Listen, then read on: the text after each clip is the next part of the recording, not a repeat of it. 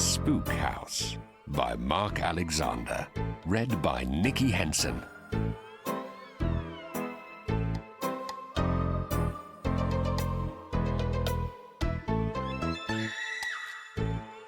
"I'm going to the Spook House after school," Christopher Etheridge told the class just before Miss Mason arrived for the next lesson. "Who's got a bottle to come with me?" There was a buzz of talk. All that morning the school had been whispering about the old house, believed to be haunted, which stood in a large overgrown garden in Richardson Avenue. "Here comes Minnie," cried the lookout at the door. When Miss Mason entered, she was delighted to find that everyone had their eyes intent on their geography textbooks. During earlier lessons she had sensed an air of excitement among the pupils, which happens in schools from time to time, an excitement which puzzles the teaching staff and remains a mystery to adults. While the lesson droned on through the heat of the summer afternoon, Christopher congratulated himself on being the cause of today's excitement. It was he who had brought the story of the Spook House to school, and it had spread so fast that at morning break someone actually asked him in the locker room if he'd heard about the ghostly goings-on in that old Hillsdale place. When the lesson was over, and everyone was banging their seats as they got ready to go home, several members of the class crowded round him. "Chris, are you really going into that house?" asked Dawn Sheehan breathlessly. "I wouldn't dare." "What's supposed to haunt it?" asked her friend Mavis Tucker. "A murder victim," said Christopher in a low voice. "A lady was murdered there, and her ghost comes out at night all white and gleaming and thirsting for revenge. And they say that in the kitchen where she was stabbed with a carving knife there's a pool of blood that won't dry." Some of the children shivered delightedly at the thought. It was as good as a horror film on the telly. "And what else?" asked Mavis. "You want more? Isn't that enough?" Christopher asked. "Well, they do say that the murderer hid her body down in the cellar in a sort of grave, and people only found out what happened when a bony hand came up out of the ground." "What a load of old rubbish," came a cheerful voice. Christopher turned to see a tall boy with glasses. His name was Jeff Dixon, and he'd never been one of Christopher's friends. "Where'd you get all this spook stuff from?" "If you must know," said Christopher with dignity, "I heard it from my brother, who was a reporter on the Herald." "Then why isn't it written up in the Herald?" demanded Jeff. "I'll tell you why. Because there aren't such things as ghosts any more than there's Santa Claus. My brother told me that the editor said the story was too frightening to print. It would be unfair to people living close by. They'd be so scared they want to leave their homes." "'Struth," said someone in an awed voice. "Nah, it's rubbish." Okay, if you're so sure, you wouldn't be scared to go into the house. You'd come with us this afternoon, right?" "Right. Who else is coming?" "We'll watch you go in," said Dawn. Christopher led the way to the school gate, a small group of children following. On the way to Richardson Avenue, Jeff talked to the others about the Spurs v Chelsea midweek match the night before. Christopher remained silent and prayed that the house would at least look scary so they would not laugh at him. Richardson Avenue was a long, quiet road which gently sloped up a small hill. There was not a single soul in sight, and Christopher was quick to point out that the silence was uncanny. Jeff snorted. At last the children halted where a cluster of estate agents for sale signs swayed above an overgrown hedge, and a corroded nameplate on the front gate told them that they had reached Hillsdale. "See," cried Christopher triumphantly, "those signs have been there for months. There's moss on some of them, and that proves that no one wants to buy a haunted house." "In we go," Jeff shouted. "You'll see it's just an ordinary empty house." "Do you think we ought to?" Dawn asked. "Wouldn't it be breaking and entering or something?" "Nobody will see us with all these trees and bushes growing in the garden," said Christopher. The gate let out an awe-inspiring screech as he opened it, which made Mavis give a little scream. "Hush," he said. "We don't want to disturb anything." To his relief, there was something eerie about the silent house and its wilderness of a garden. Brambles clutched at the children's legs as they followed a path leading to the back, and rose bushes which should have been pruned ages ago scratched their arms. Their voices dropped to whispers as they were afraid to break the hot silence which hung over the house. Everyone jumped when Jeff said in his normal voice, "Show us how to get in, Chris." "Just a minute," he answered, trying the back door, which he found to be locked. "Looks like we can't get in," said a boy thankfully. Even on the outside the house was very gloomy. Its windows were dirty, and the drawn curtains gave them a blind look. Mavis looked over the knee-high grass that was once a lawn. "Must be a long time since anyone lived here," she murmured. "When did the murder take place?" At the word murder, the children felt their skin creep. "Here," called Christopher. "This little window isn't shut properly. Bring that old bin over and I'll climb through." "Aren't you afraid that a skeleton hand will grab you as you climb in?" teased Jeff. but even he kept his voice down. Christopher turned the bin upside down and climbed onto it, opened the window, and wriggled through. Gosh, he's brave, said Dawn. A moment later, the back door opened. Christopher appeared, grinning. I only needed to slide back the bolt. Who's coming in? Slowly the children walked through the doorway to find themselves in a large kitchen. Is this where the lady was killed? Someone asked. So my brother told me, Christopher replied. Look, Mavis whispered. There's the pool of blood. They stared in horror at the dark patch on the lino at the far end of the room. I'm getting out of here, someone said. But Jeff stepped forward and, to everyone's amazement, bent down and actually touched the crimson stain. That's not blood, he said scornfully. Someone spilt a tin of paint there a long time ago. Come on, I'm going to explore. He strode into a dim hall. Stained glass set above the front door threw rays of sombre light onto the bare floor, a pattern of purple and red and a nasty shade of green. As the children followed him, floorboards creaked. For a minute no one spoke, and then Jeff opened a door, behind which steps led down to the cellar. That's where the body was buried, explained Christopher in a hushed voice. Hello, hello, any spooks down there? Jeff shouted so loud that everyone nearly jumped out of their skins. Several children began to giggle. See, said Jeff, nothing to be scared of. It's easy to show off while it's daylight, but not after nightfall, Christopher retorted. When the sun has set, the phantom returns for her revenge. Jeff made a rude noise. You wouldn't dare come here at night, said Christopher. Bet I would, declared Jeff. How much? £5. Everyone gasped. You haven't got £5. Yes, I have. Saved it up from my paper round. Have you got a fiver? Course. Left over from my birthday. OK, it's a bet. Shake. The others watched with excitement while the two boys shook hands. How will I know you really came in? Asked Christopher. I mean, we'll watch from the garden, but you might just hide inside the door. Jeff snatched a coloured handkerchief from Dawn's blazer pocket and threw it into the cellar. If I come back tonight and go down into the cellar and bring back that handkerchief which Dawn will recognise as hers, I'll win the bet. OK? Fair enough, agreed Christopher. Let's meet at 9 o'clock. With relief, the children filed back into the kitchen. Christopher was the last to leave. When he was alone, he turned back the front door lock and flipped on the catch. Careful not to be seen, the children sneaked out of the garden. They need not have worried, though. The avenue was still deserted. Be seeing you then, 9 o'clock, said Jeff. He went off with some of the other children, while Christopher stayed outside the gate with his particular mates. Listen, he said, old Jeff's too full of himself. I've got an idea. 9 o'clock had just tolled from the nearby church tower when Jeff entered the garden of Hillsdale, and thanks to it being a clear night, found his way round to the back of the house. The wind was cold and he wore his anorak. In his hand, he held a small electric torch. Anyone there? He called in a low voice. Several figures appeared from the shadow of a weeping willow. Hello, hissed Christopher. I'm glad it's you and not me that's going in there. If you want to, we'll call it off. No one would blame you. Trying to put the frighteners on me, laughed Jeff. Check your watches, gentlemen. I shall be back in 10 minutes with Dawn's handkerchief. Won't you change your mind? Asked Christopher in a worried tone. It'll be on my conscience for the rest of my life if the ghost strangles you with her bony fingers. It's no good, Chris, said Jeff with another laugh. You just have your fiver ready. A moment later, he entered the house through the kitchen door. Inside the dark kitchen, Jeff took a folded sheet from under his anorak and hung it over himself, adjusting it so that he could see out of the eye holes he had cut. It had been jolly good of Dawn to phone him with a warning that Chris planned to dress up as the ghost to scare him. She had thought it was very unfair, but Jeff decided to turn the tables on Chris when he crept into the house through the front door. He switched on his torch and found his way to the cellar entrance. He decided he might as well collect the handkerchief and descended the steps carefully. The beam of his torch playing on piles of dusty junk. In one corner of the cellar, someone had been digging a long time ago, probably to mend a water pipe. Jeff bet that it was that hole which had inspired the ridiculous story. He picked up Dawn's handkerchief and then switched off the torch to wait for Christopher in the dark. As soon as Jeff had vanished into the house, Christopher's friends draped him in a torn white curtain which his mother had thrown out. "This'll teach old Jeff," someone said as he poured a bottle of red ink down the material. "I still think it's mean," protested Dawn. "I think you're getting soppy over him," teased Christopher. "Isn't that right, Mavis?" Mavis giggled. "OK, here I go. The Phantom of Hillsdale," whispered Christopher. His white form faded away as he hurried round to the front door, where he silently let himself in.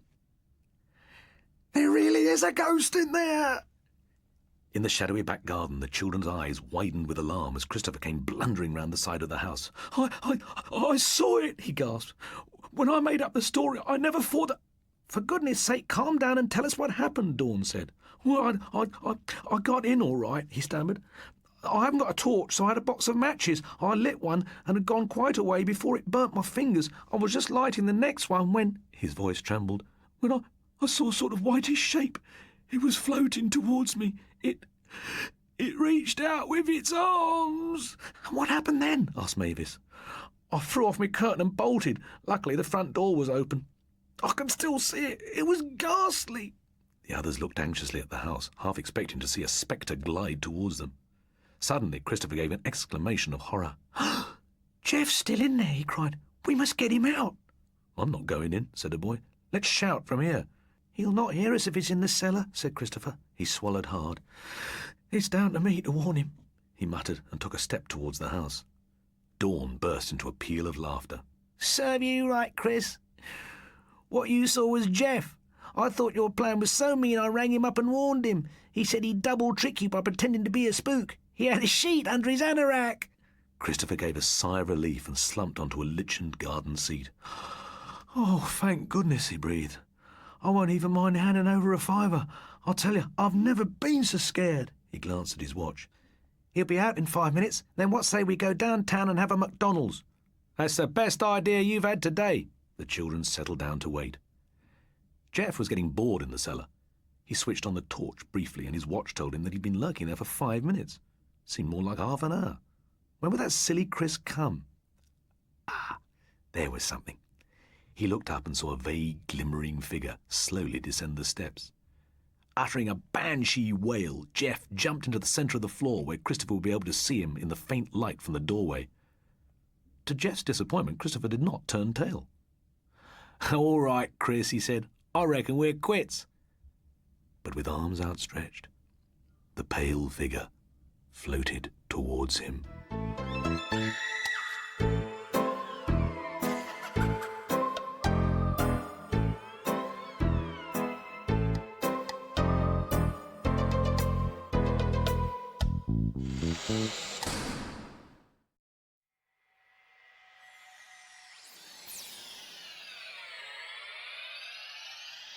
Robo-Ted by Mark Alexander. Read by Patsy Kensit.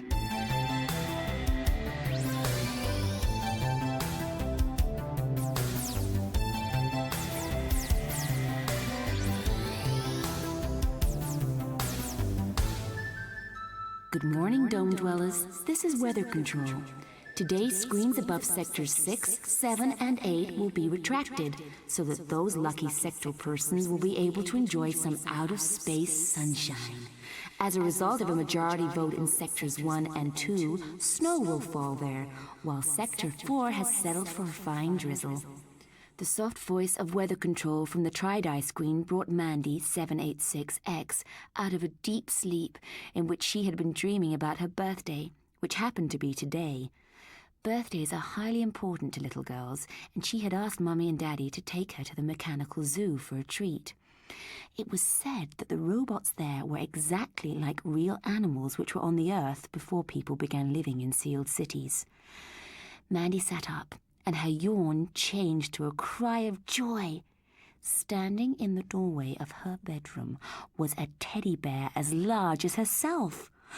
"A real Robo-Ted! Oh, how lucky I am!" she exclaimed. "Are you the talking model?" she added anxiously. "Of course. I'm a Mark II," replied the Robo-Ted, walking into the room respectfully. "Many happy returns of the day, Mandy. May I say how pleased I am to have been chosen as your playmate? You must think up a name for me." "I've had a name ready for ages and ages," said Mandy. "You are Bimbo. Bimbo 786X. The Robo-Ted's eyes sparkled as he said, "That's a good name, Mandy. I shall like being called Bimbo. Now, let me tell you about myself. I can run and jump and do anything that you do, so we can play all sorts of games together. I know hundreds of stories and can sing songs. If my eyes start blinking, it means I need a service." I'll look after you ever so carefully, said Mandy. Outside in the corridor, Mr. and Mrs. 786X looked at each other with delighted smiles. She's so happy, Mandy's mother whispered. Now she won't feel the odd one out. Nearly every child in her class has a robo-Ted. I just don't know where some of the parents get the money from. I don't know where we get the money from, said Mr. 786X. Robo-Teds don't come cheap. But I must say, he's quite an amazing piece of technology. A real thinking machine. When Mandy gets older, he can teach her to play chess and help her with her homework. When I was a girl, my doll Sarah Jane only spoke a few sentences, and she often broke down, said Mandy's mother. How things have progressed. Soon every child in the dome will be pestering its parents for a Ted.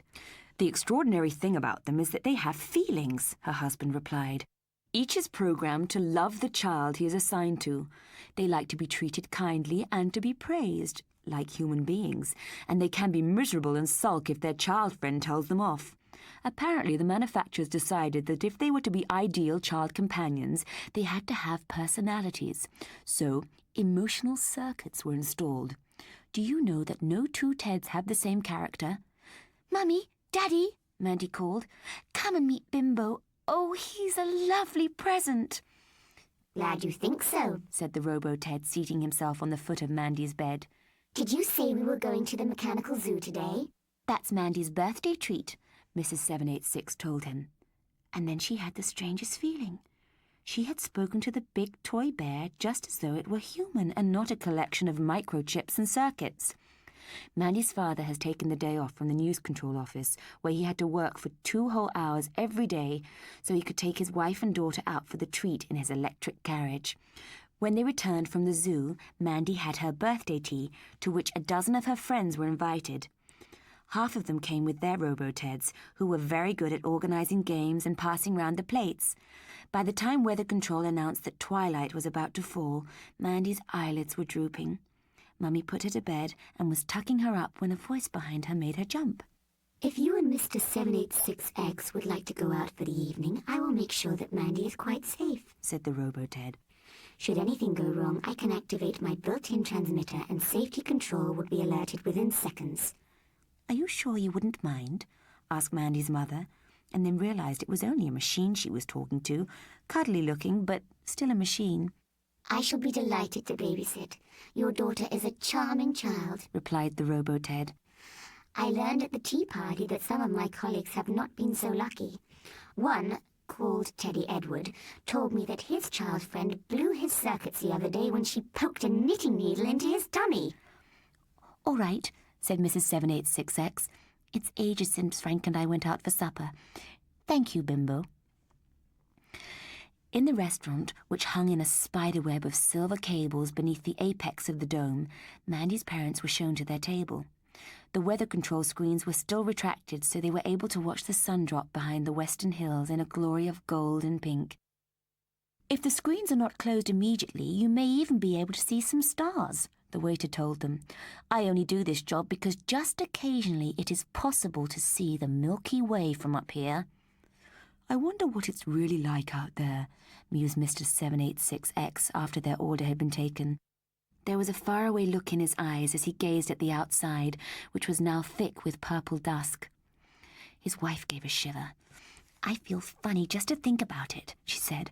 Imagine being out there with no protection, no dome, no weather control.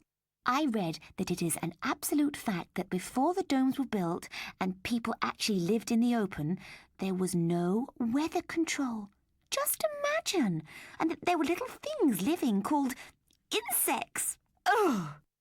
We must be grateful for the nuclear wars, said her husband. If it hadn't been for them and the radiation clouds which drifted round the world, mankind, or what was left of it, would never have gone into domes and we would never have become civilized. Mind you, not everything was bad pre-dome.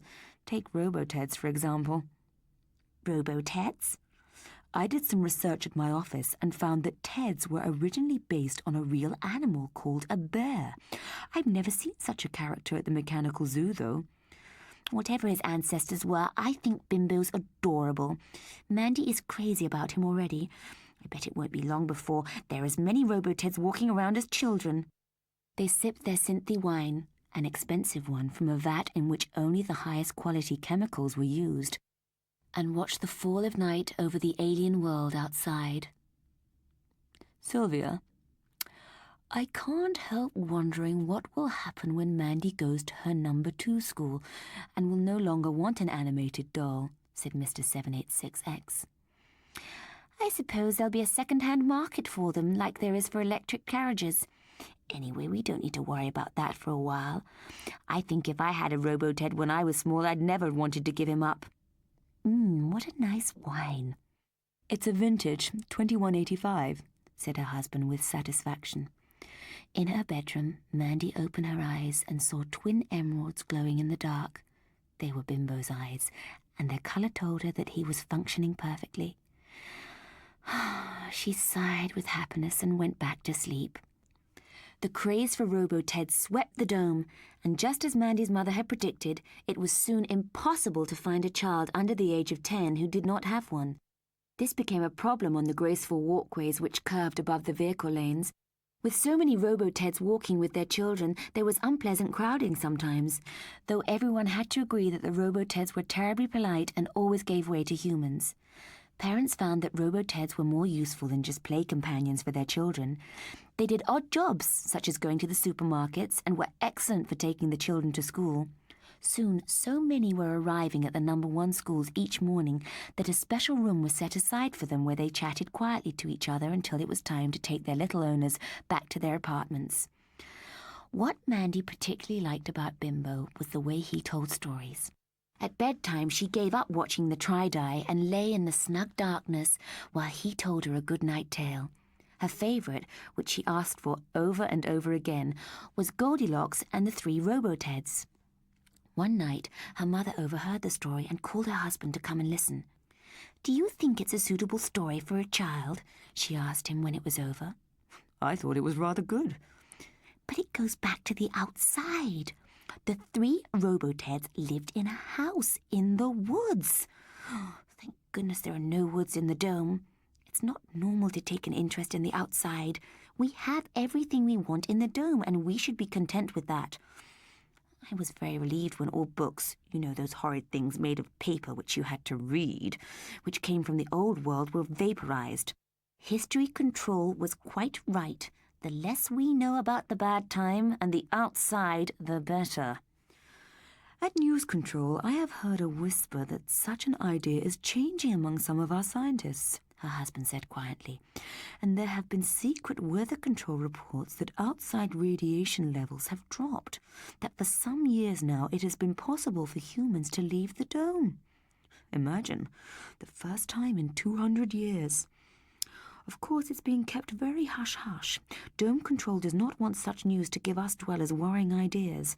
But weather control satellites have reported that some vegetation and trees, yes, trees, like in the 3 Roboteds story, are growing again, and they have even spotted shoals of fish." "What are fish?" They were a kind of animal that lived in the water, in the big water called the sea. The point is that the outside is not quite as dead as we thought."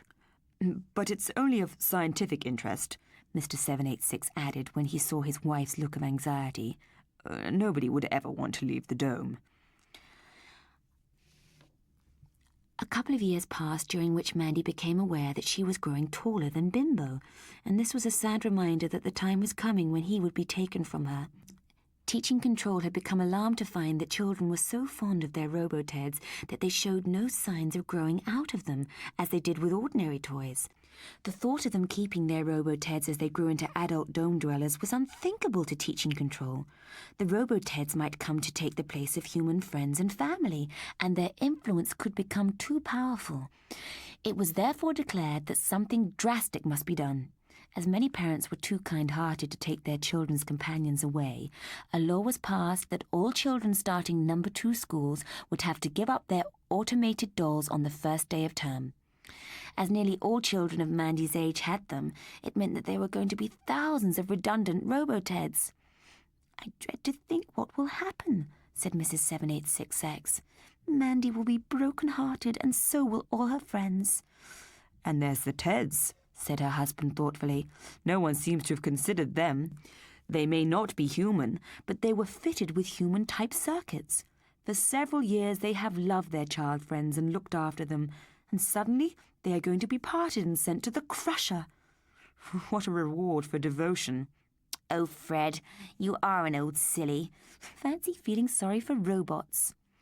During the week before starting her new school, Mandy had fits of crying and at night clung to Bimbo's paw. "Why do I have to get older?" she wept. "I was so happy with you. Why do things have to change? To think I'll never see you again. You're going to be collected on Monday and nobody will tell me where you are going." Bimbo said nothing, but his eyes glittered in the darkness of the bedroom. "I begged Mummy and Daddy to let me keep you," Mandy went on. "Mummy said I was too big for dolls, and Daddy said you could do nothing against the law and that the policeman would come and take you away." That's right, Mandy, said Bimbo. There are so many of us robo-Teds that Ted control has been set up. It seems that adult humans are afraid their children have grown too fond of us. "Why do people always have to spoil things?" sobbed Mandy. "Do you have any idea what's going to happen to you?" Yes, said Bimbo. we're going to be recycled. "Oh, dear Bimbo, what can we do?"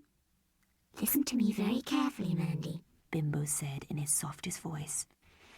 There's something we can do. Tonight, every robo-Ted in the dome is going to have this talk with his child friend. For the next half hour, Mandy listened, wide-eyed. "Oh, yes," she cried when Bimbo finished. I will! Good morning, dome dwellers, and especially you children who are starting your number 2 school today, came a kindly voice from the Tri-Di. It is a wonderful day for you because you are going to forget childish things and become much more grown up. Think how silly it would be to take dolls to your number 2 schools. "Hurry up, Mandy," called her mother. "Daddy is going to take you in the electric carriage." "What about Bimbo?" demanded the girl. "You must say goodbye to him, dear," said Mrs. 786X. "This morning a gentleman will come and take him to his nice new home." "You're not telling the truth, Mummy," said Mandy. "He will be taken to the crusher and then he'll be dead." "Mandy, darling, he was never alive." "That's all you know," shouted Mandy and ran from the room. A minute later the door slammed and Mrs. 786 called urgently to her husband. "Mandy's gone off by herself and taken the robot with her. We must get her back or she'll be late for her first day." There was no sign of Mandy or Bimbo in the apartment tower corridors or on the terraces, so her father and near-hysterical mother took an express lift to the plaza below. In this large open space, the morning sun lamp shone on hundreds and hundreds of children, and each child was accompanied by his or her robo-Ted. "What's happening?" wailed Mrs. 786X. It just came over the Tri-Di that the kids and their Teds are marching down Central Avenue, answered a white-faced man who was staring at the excited children. "And somewhere among them is my Linda and her pettipaws." "But Central Avenue leads to—" "That's right," said the man grimly. "The old airlock." At that moment, a Ted-control air chariot flew into the plaza and hovered above the crowd. "Children, return to your parents at once," came a giant's voice from the chariot's loudspeakers. "All robo-Teds are to remain exactly where they are standing until further instructions." For a moment there was silence, and then the sound of children laughing and shouting filled the square as they surged towards Central Avenue.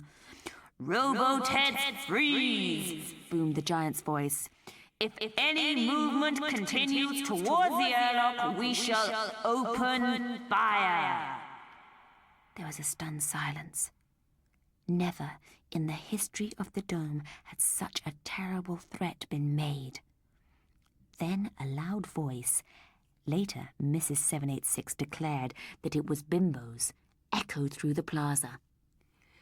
If you use your guns, you will be shooting your children as well as us.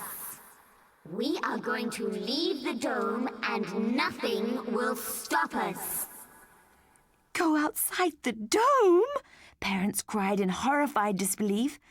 But already there was a strange smell in the air, a scent of soil and wild plants, which they had never experienced before.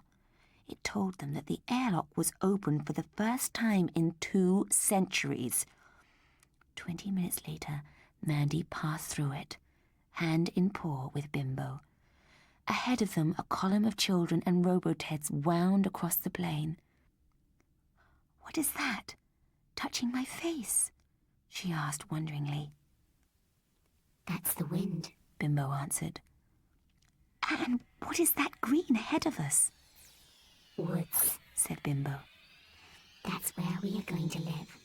Just like Goldilocks and the 3 robo-teds.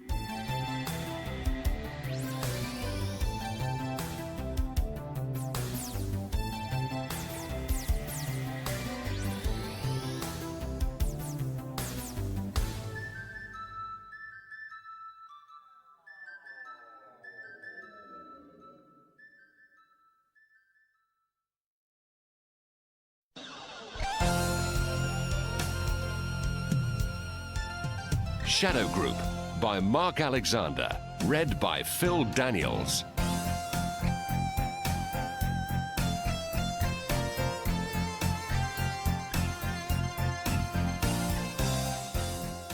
It was this news item I read this morning in the Hollywood Reporter that took me back to the time when me and the lads did a gig in Furbridge-on-Sea. Hardly anyone had heard of the executioners then, which tells you how long ago it was. I mean, I'm not one to blow my own trumpet. I'm a lead guitarist. Get the joke? But sales prove that the 3 big groups in the history of pop are the Beatles, the Stones, and the Executioners. Look at the number of platinum discs we've got to prove it. And if it wasn't true, I wouldn't be sitting by the pool of $1 million mansion in Hollywood with a restored Vega in the drive, and the group wouldn't have its own Learjet. Know what I mean? Yeah, I guess we done all right out of the pop world. Mind you, it was a bit of a drag to find out that Wolfbane had edged our latest single down to number 2 in the charts after only a couple of weeks. Not that we need to worry too much about that, but like I say, it was this news item which took me back to Furbridge-on-Sea, where we'd been booked to do a gig in the Opera House. Then it was a grim old place, all peeling gilt and disinfectant smell. We got the gear out the old full transit and set it up on stage, and we were sitting in a crummy dressing room waiting for the kids to come. Praying for the kids to come. Like I said, we weren't well known then because although we'd had a single out, we hadn't been able to afford to make a video. Understand? Anyway, there we are shivering in this crummy dressing room when there's a sort of timid knock on the door and this geezer shuffles in. "Sorry, Wally.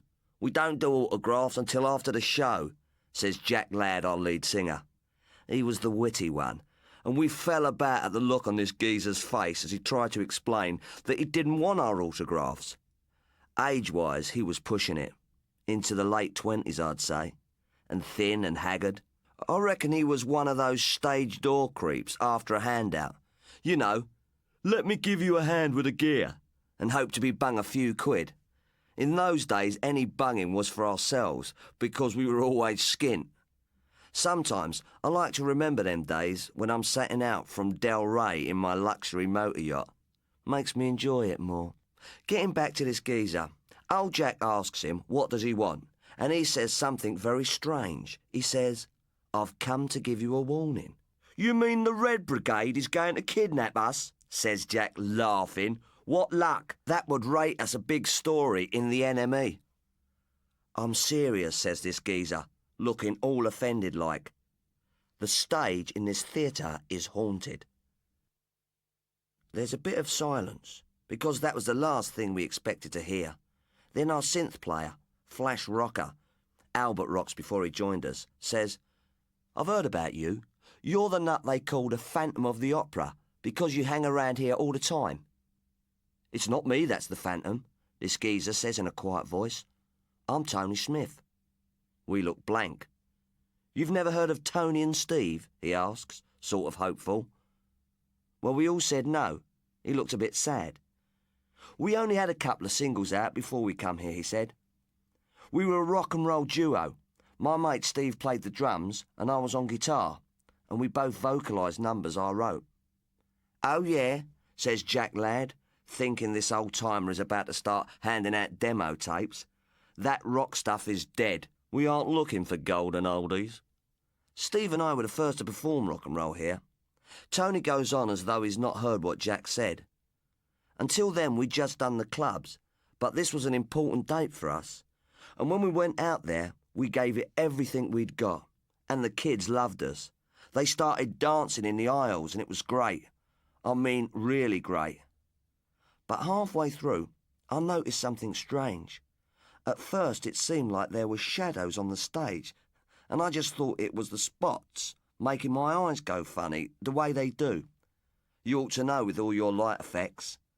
And then it seemed that the shadows were taking on some sort of shape. I glanced at Steve, who was going berserk behind his drum kit, and I saw he was looking round a bit worried. Anyway, we kept rocking on, and the shadows got more and more shape to them. And soon, and I swear this is true, there was another group, a group of shadow people, on stage with us. His words sounded so solemn-like that for once Jack Ladd didn't make a comic remark. "You mean you were surrounded by ghosts? A ghost group?" I said. He nodded. "They didn't seem to take any notice of us. They were in the middle of a performance, and they were really giving out, but we couldn't hear anything.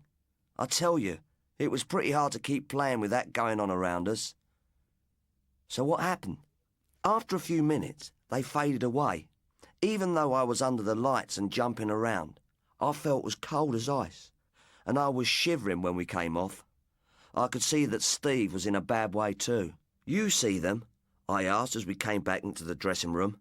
"This very room it was." "Yeah," said Steve. "I'll never play this place again."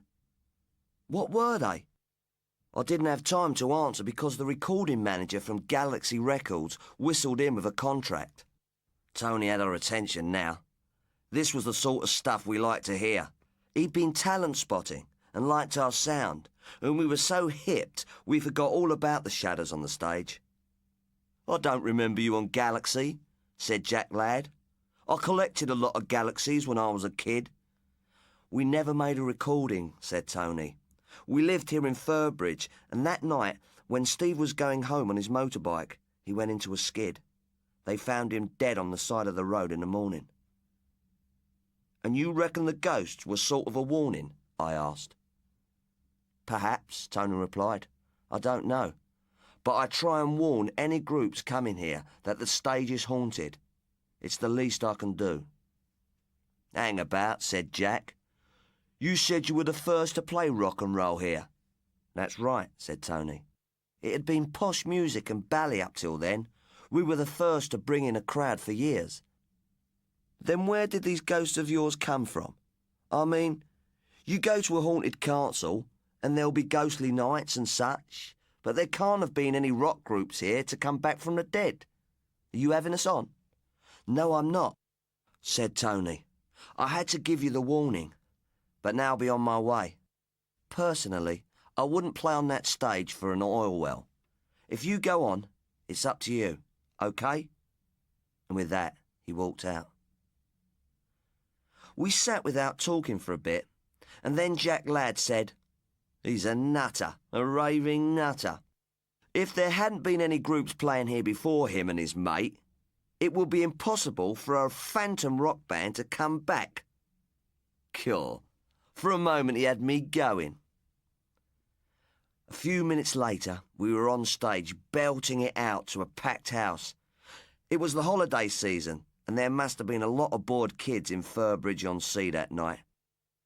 The place really began to lift off, and I was waiting for the plaster cherubs to come bombing down from the ceiling. It was great, but, well, I still don't really know what happened that night. We went in for some pretty fantastic light effects in those days, and with the strobes flashing, it was easy for your eyesight to go weird.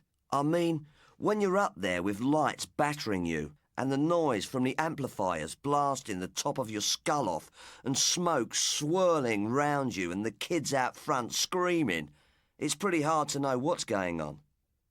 But, okay, I did begin to imagine that there were some funny sorts of shadows round me. At first I told myself that it was our own shadows being thrown on the smoke effect. But after a while, I knew I was kidding myself. Those shadows had a life of their own. They were playing different instruments to us. And there were more of them. Afterwards, we tried to tell each other that it was in our minds because of what that geezer Tony had told us. Anyway, next day we had more to worry about than shadows. Early in the morning, Jack Ladd went for a before-breakfast swim, ignoring the fact that the red flags were up. Some hours later, his body was washed up on the shingle, and the coppers said he must have been caught in the undertow. We were shattered. But shattered. I mean, there was some great publicity in the music mags and the Sun and the Star. But that wasn't much good, with our lead vocalist gone to the great pop festival in the sky. We had bookings along the coast, and it looked like we would have to cancel. "What about that geezer Tony?" I said. "He used to be in the business." "But that was years ago," said our drummer Paul Ronald. "He's an old rock and roller." "It doesn't matter if he's an old skiffler," I said, "as long as he can hold a microphone in front of his face." Well, you know the story. Who doesn't?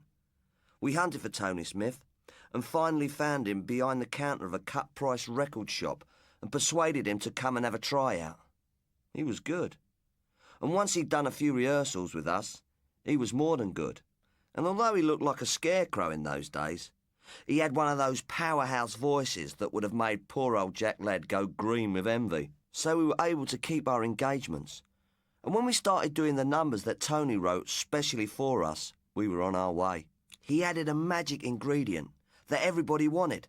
And of course he still does. A lot of groups have copied us, and they've never managed to get our sound. With success piling on success, I haven't thought about that night in Furbridge-on-Sea for a long time. I mean, when you're climbing the charts, you're looking forward all the time, and the past is the past. Or it was until this morning. I'd come out for breakfast by the pool. You know, what I really dig about life in California is having breakfast by the pool. When the cordless blower bleeps, and it's Paul Ronald ringing from his ranch. "Take a look in the Hollywood Reporter," he says, and hangs up. So I did, and there on the front page is a headline, "British Pop Concert Disaster." Let me read you the story. All the members of Wolfbane, the group which dramatically ousted the Executioners from #1 in the US and British charts this week, were killed in a bizarre accident while giving a live concert at the British resort town of Furbridge-on-Sea last night, due to some still undisclosed electrical fault in their equipment. The entire group were fatally electrocuted halfway through their performance. Tough luck on Wolfbane, but the Executioners go on. And at least it means we'll soon be back at #1. And it does explain something about those shadows, okay, ghosts, on the stage of the old opera house.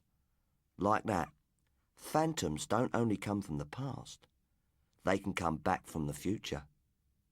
Know what I mean?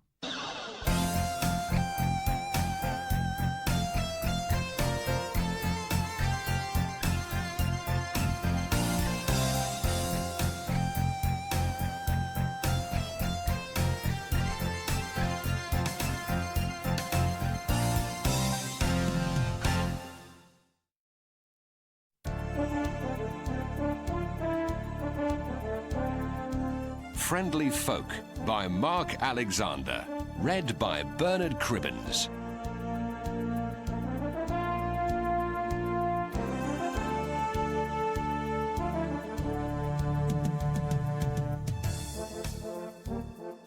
Dressed in scarlet and wearing a white wig, the judge was an awe-inspiring sight, and his face, almost as red as his robes thanks to his fondness for port wine, was fearsome as he scowled at the man in the dock.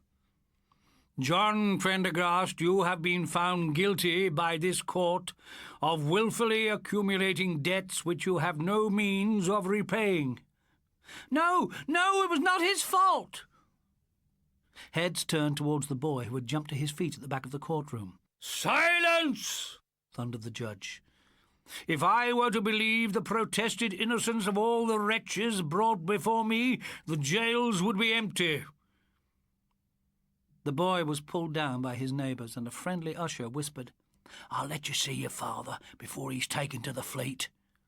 "It is my opinion," continued the judge, "that an unpaid debt is as much a crime as purse-lifting or sheep-stealing, and should be punished by the gallows or transportation to the penal colony at Botany Bay. I regret, therefore, that the law only allows me to consign you to the Fleet Prison, where you will remain until your debts are discharged to the last farthing. Next case." A few minutes later, young Rupert Prendergast entered a cell where his father sat with a row of dejected prisoners, waiting for the black coach which would take them to London's debtors' prison.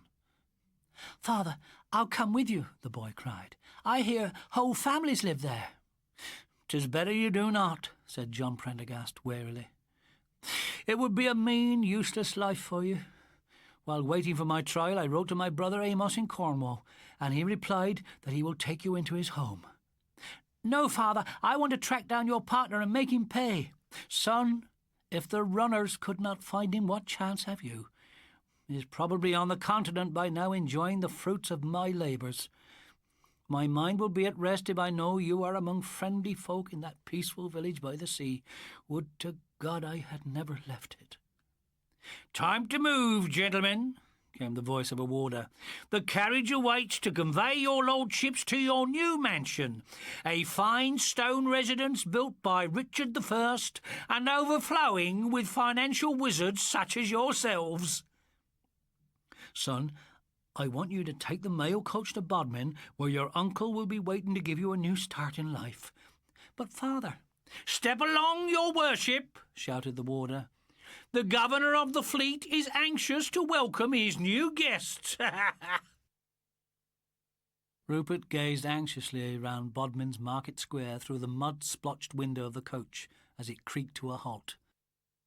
It had taken him 3 days of travelling with overnight stops at coaching inns to reach Cornwall from London, and now all he wanted was to try to forget the sadness that city held and get to his new home. Striding past the stable lads unharnessing the trembling horses came a tall man with alert blue eyes, long silvery hair, and a black spade beard which almost hid his parson's collar. "Uncle Amos!" shouted Rupert, jumping down among the crowd which always milled round a newly arrived mail carrier. "Uncle Amos!" The likeness between the clergyman and his brother John was startling. "Welcome, my dear," cried the Reverend Amos Prendergast, shaking Rupert by the hand and then running massive fingers through the boy's dark hair. "'Tis a pleasure to see you at last, and my good wife Anne commanded me to tell you that a warm home is waiting you among the good folk of St. Kerwin." "I thank you sincerely, uncle, and I shall endeavour not to be a trouble to you," replied Rupert, remembering what he had been told to say in London. The Reverend Amos roared with laughter. "I hope you'll be some trouble. I like boys with spirit, and I promise that living by the sea you'll soon lose that city pallor. Come now, my dear, let's get my gig and be on our way. I have no liking for Bodmin." "Why has Bodmin earned your disfavour, uncle?" Rupert asked when they were rattling along the road which wandered across Bodmin Moor. "Down here the folk do call it the hanging town, because it is there that poor Cornish men forced to take to the free trade are executed after capture by the excise. One such lad is going to swing into eternity tomorrow, may the Lord be merciful, because he did not pay our master George IV his dues on a cask of cognac." The Reverend Amos filled a long clay pipe with tobacco, and Rupert suddenly wondered if revenue tax had been paid on that. "I be truly sorry to hear about your father's ill fortune," said the clergyman, when his handsome head was wreathed in blue smoke. "When he went to London and entered the printing trade, I thought he would live as rich as a Cornish squire, not get thrown into the Fleet prison for debt. He has been unlucky, what with your mother being took with the fever and his business failing." "His business did not fail," declared Rupert hotly. "His partner absconded with all the company money and left him in terrible debt." "I wish I could buy him out," said the Reverend Amos. "But a Cornish parson thinks in pennies when London folk think in guineas." "Father told me to say he is much beholden to you for offering me a home," said Rupert. "He hated the thought of me having to stay in the Fleet with him. It is crowded and there is much jail fever." "Don't think on it now, my dear," said the clergyman, flicking his whip over the glossy back of his mare. "See that lake over there? That be Dusmary Pool. They do say that is where King Arthur was brought by Sir Bedivere after his last battle, and there his sword was returned to the Lady of the Lake." The sun was low when the gig reached the small village of St. Kerwin, which straggled down a slope overlooking a long sandy beach dotted with rocks agleam with wet seaweed. Dusk spread like a violet shadow over the calm sea, and gulls uttered mournful cries. Rupert, who had never seen a bigger stretch of water than the Thames, was spellbound by the sight. "Aye, it looks peaceful now, but at times it be a raging fury," said the Reverend Amos. "Especially out there, under that calm tide be a reef we call the Dragon's Teeth, and many a good ship have they devoured, praise the Lord." When he saw Rupert's puzzled look, he added, "For his wonders, which at time passeth our understanding, he taketh away and he giveth." Rupert nodded, but was more interested in a rowing boat approaching the shore. "They be pilchard fishers," explained his uncle as he urged the mare into motion again. "St. Kerwin is not blessed with a harbour, so when the lookout man sights a pilchard shoal, like a rust stain on the face of the waters, boats are run out over the sand and the fishers race to be the first to cast their nets." The gig rowed down a narrow street between small whitewashed cottages to the vicarage, the only large house in the village, which stood close to a granite church. Plump Anne Prendergast kissed Rupert welcome and said, "The Lord never granted us the joy of children, so it be a happiness to have a child in the house at last." "He's not such a child," laughed the clergyman. "Soon be a young man. Come to the table now. Your aunt and her maid have been in the kitchen all day preparing your supper." Rupert was too excited to feel hungry, but when he saw the meal waiting for him, he ate heartily out of good manners. It must have been the food and the glass of claret which his uncle gave him that made his eyelids droop. Soon his aunt took him to his bedroom, where he sank into a feather mattress. As he drifted into sleep, he thought how lucky he was compared to his poor father, who would be lying on a wretched prison pallet. Rupert told himself that some day he would find the dishonest partner and take his revenge for the misery he had inflicted. As the days passed, the memory of the dreadful things which had happened in London began to fade. Each morning the Reverend Amos set Rupert lessons to do, but neither of them took this schoolwork too seriously, and the rest of the time he spent getting to know the village and exploring the coast. One day, when he was in the burial ground beside the church with his uncle, he pointed to a number of graves which were not marked with massive tombstones, but simple wooden crosses without name or date.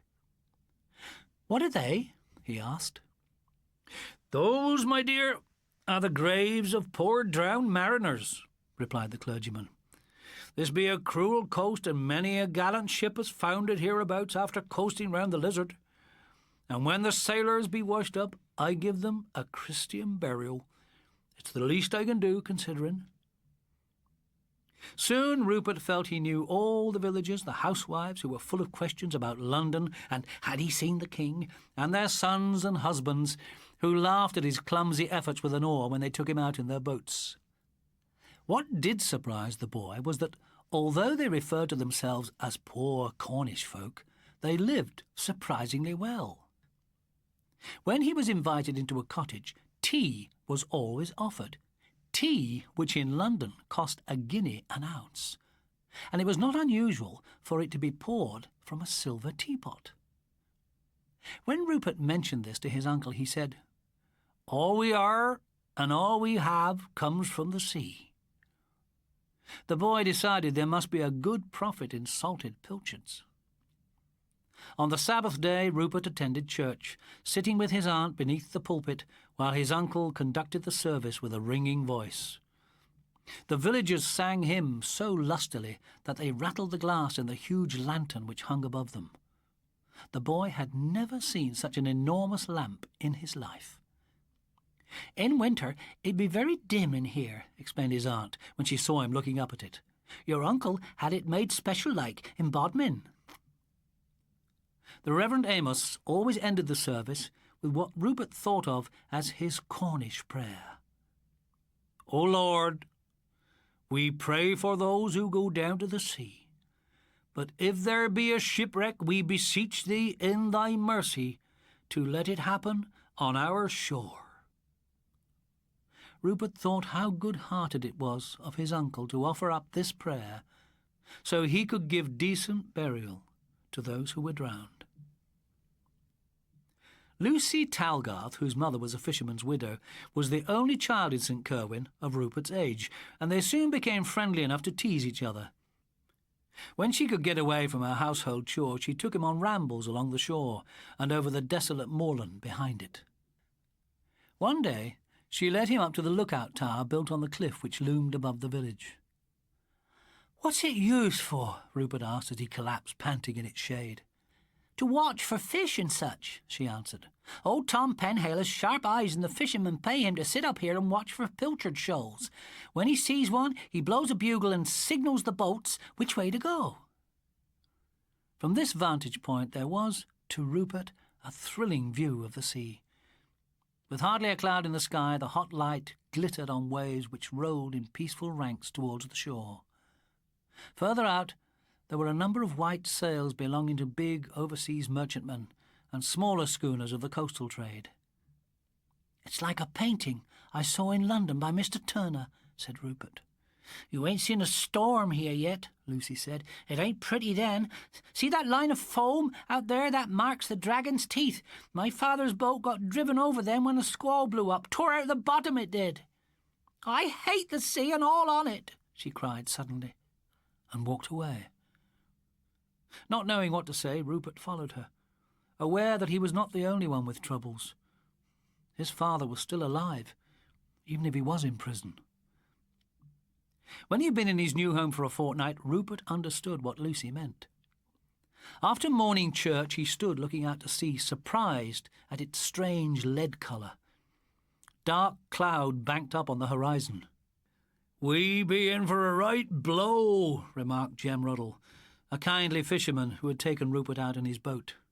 "'Tis glad I am that we don't go after fish on the Sabbath. Look at 'em go!"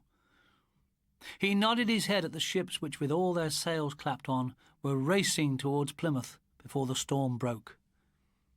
By lunchtime the wind was whistling in the chimney and rattling the window panes, and Rupert was thankful to be in front of his uncle's fire with Minnie the tabby cat purring on his knee. During the afternoon the force of the gale increased. When Rupert fell asleep that evening, the sound of creaking roof timbers in his ears made him dream that he was on a ship out at sea. At first he was not sure what it was that roused him just before midnight. The wind still buffeted the vicarage, but it seemed to the boy that there were voices in it. He went to the small window and gazed out on a wild scene. The sky was filled with racing cloud tatters which sped as though they were living things fleeing from some terror. Behind this chaos, sometimes hidden and sometimes in full view, rode an enormous silver moon. At the moment, its light was bright enough for Rupert to see the village quite clearly. In the narrow street, people were jostling each other in their eagerness to get down to the beach. And then he knew what it was that had wakened him. Above the mad cry of the wind echoed the clangour of the church bell. Something was happening, and Rupert wanted to know what it was. "Uncle! Aunt!" he called, but no answer came. He threw on his clothes and went downstairs, but there the only sign of life was Minnie, stretched out in front of the warm ashes in the fireplace. Buttoning up his coat against the cold, Rupert ran out into the street. "What's the matter, Mrs. Willocks?" he shouted to a woman hurrying with her shawl wrapped tightly round her. "Cannot you hear the bell?" she answered. "There's a ship heading for the Dragon's Teeth." She said something else, but an angry gust snatched her words away. With a pounding heart, Rupert ran to a point where he could look over the beach and saw the sort of scene which Mr. Turner would have delighted in painting. Combers roared in from the sea like ranges of black water, with silver summits where moonlight caught their plumes of spindrift. More terrible than the storm-driven fury of the waves was the ship being swept shorewards. She had been a fine bark, but now her mizzenmast was gone. From the yardarms of her remaining masts, sails threshed in ragged strips, while foaming cataracts flooded her decks. Rupert felt sick when he thought of the ill-fated passengers and crew aboard her. With tears in his eyes, he turned away and saw that on the cliff top behind the village shone a steady white beacon. There was only one lamp he knew of which could give such a strong light, and that was the great lantern which hung in his uncle's church. Someone must have taken it up to the watchtower and set it up as a signal. The boy followed the last of the villagers down to the shore. Everyone was so engrossed by the spectacle of the doomed ship that he was unnoticed. Anxious not to be in the way of rescue work, he kept back among the shadows. "Like a moth to a flame," he heard one fisherman say, as the vessel rose on a great wave so that it seemed her mastheads would shred the scurrying clouds.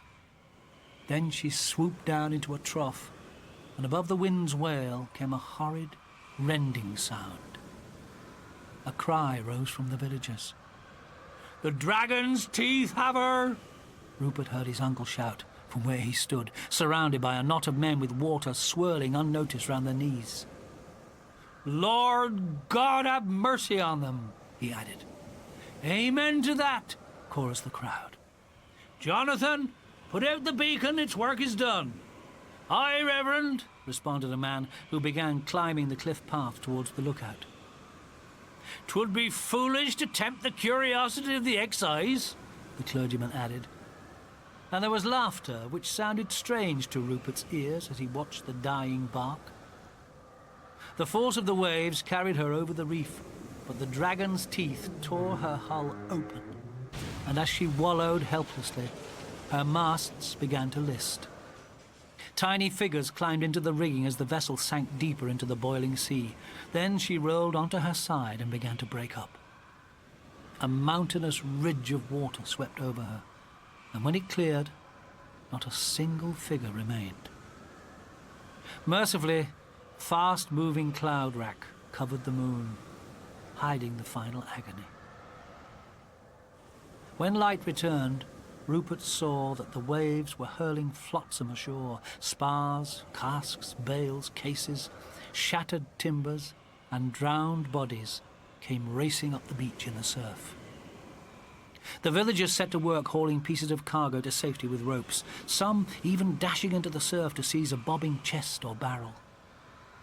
Down the sloping road came heavy carts from nearby farms, and soon these were loaded as the villagers hurled their spoils onto them.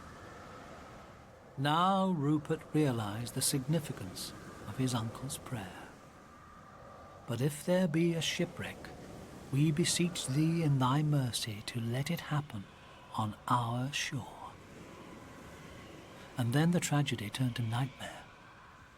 Through the waves came a heavy spar, and the excited voices of the villagers died as they saw a man clinging to it. The surge of the surf carried the wreckage up the beach, leaving it stranded as it raced back. The survivor in a reefer jacket with brass buttons, such as officers wore, staggered to his feet and faced the villagers. "God-cursed wreckers!" he screamed. "We followed your beacon, you murderers!" "No witnesses, that's the rule," said the Reverend Amos Prendergast crisply. "You know what to do, Jem Ruddle." "That I do, Reverend," replied the fisherman, and splashed forward with an axe. The officer threw up his hands and backed away, but with an easy stroke the fisherman buried the axe blade in his head. A moment later the undertow was rolling the body back into the sea. Afraid that he would faint before he could get away, Rupert stumbled along the shore in the shadow of the cliff. Suddenly he felt a warm sense of relief. Ahead of him he saw Lucy. She would know what to do, where to go to escape from this horror. With the wind still moaning, she did not hear him running towards her over the sand as she bent down. Rupert stopped dead in his tracks. A young woman had been washed up, her long golden hair streaming from her head like seaweed, and Lucy was tugging rings from her fingers. The light faded again as more clouds smothered the moon. In the darkness, Rupert raced through the deserted village and across the moor, sobbing, tripping, and sure of one thing, that he would never return to the friendly village of St. Kerwin and his kindly uncle, who provided Christian burial for poor, drowned sailors.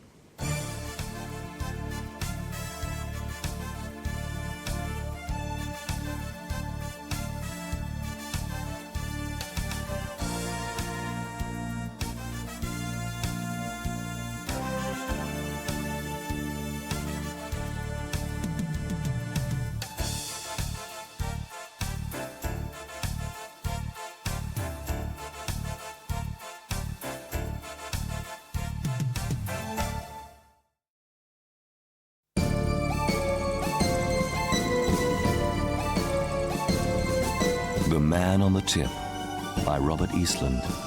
Read by Hayley Mills.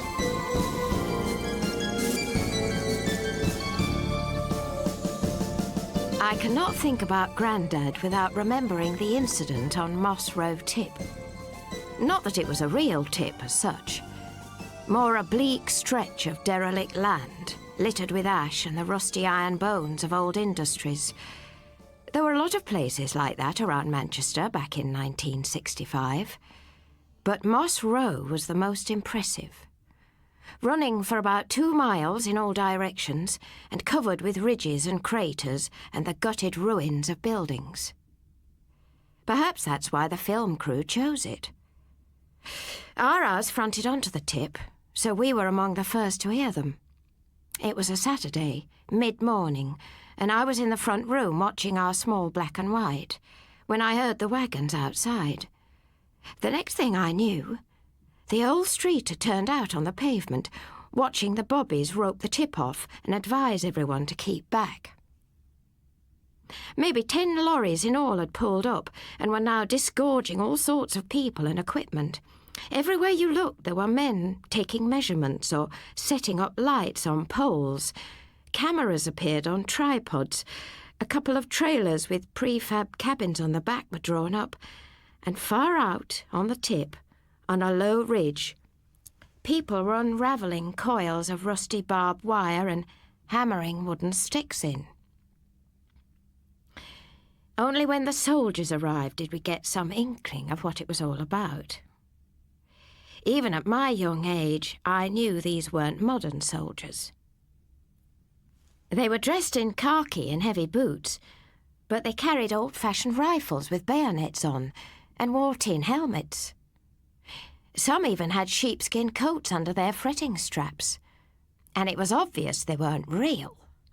For one thing, they didn't stand to attention, but waited around in groups, laughing and talking and smoking cigarettes. I heard a neighbour saying something about it being nearly 50 years since the Battle of the Somme, and that this was a reconstruction for a television documentary.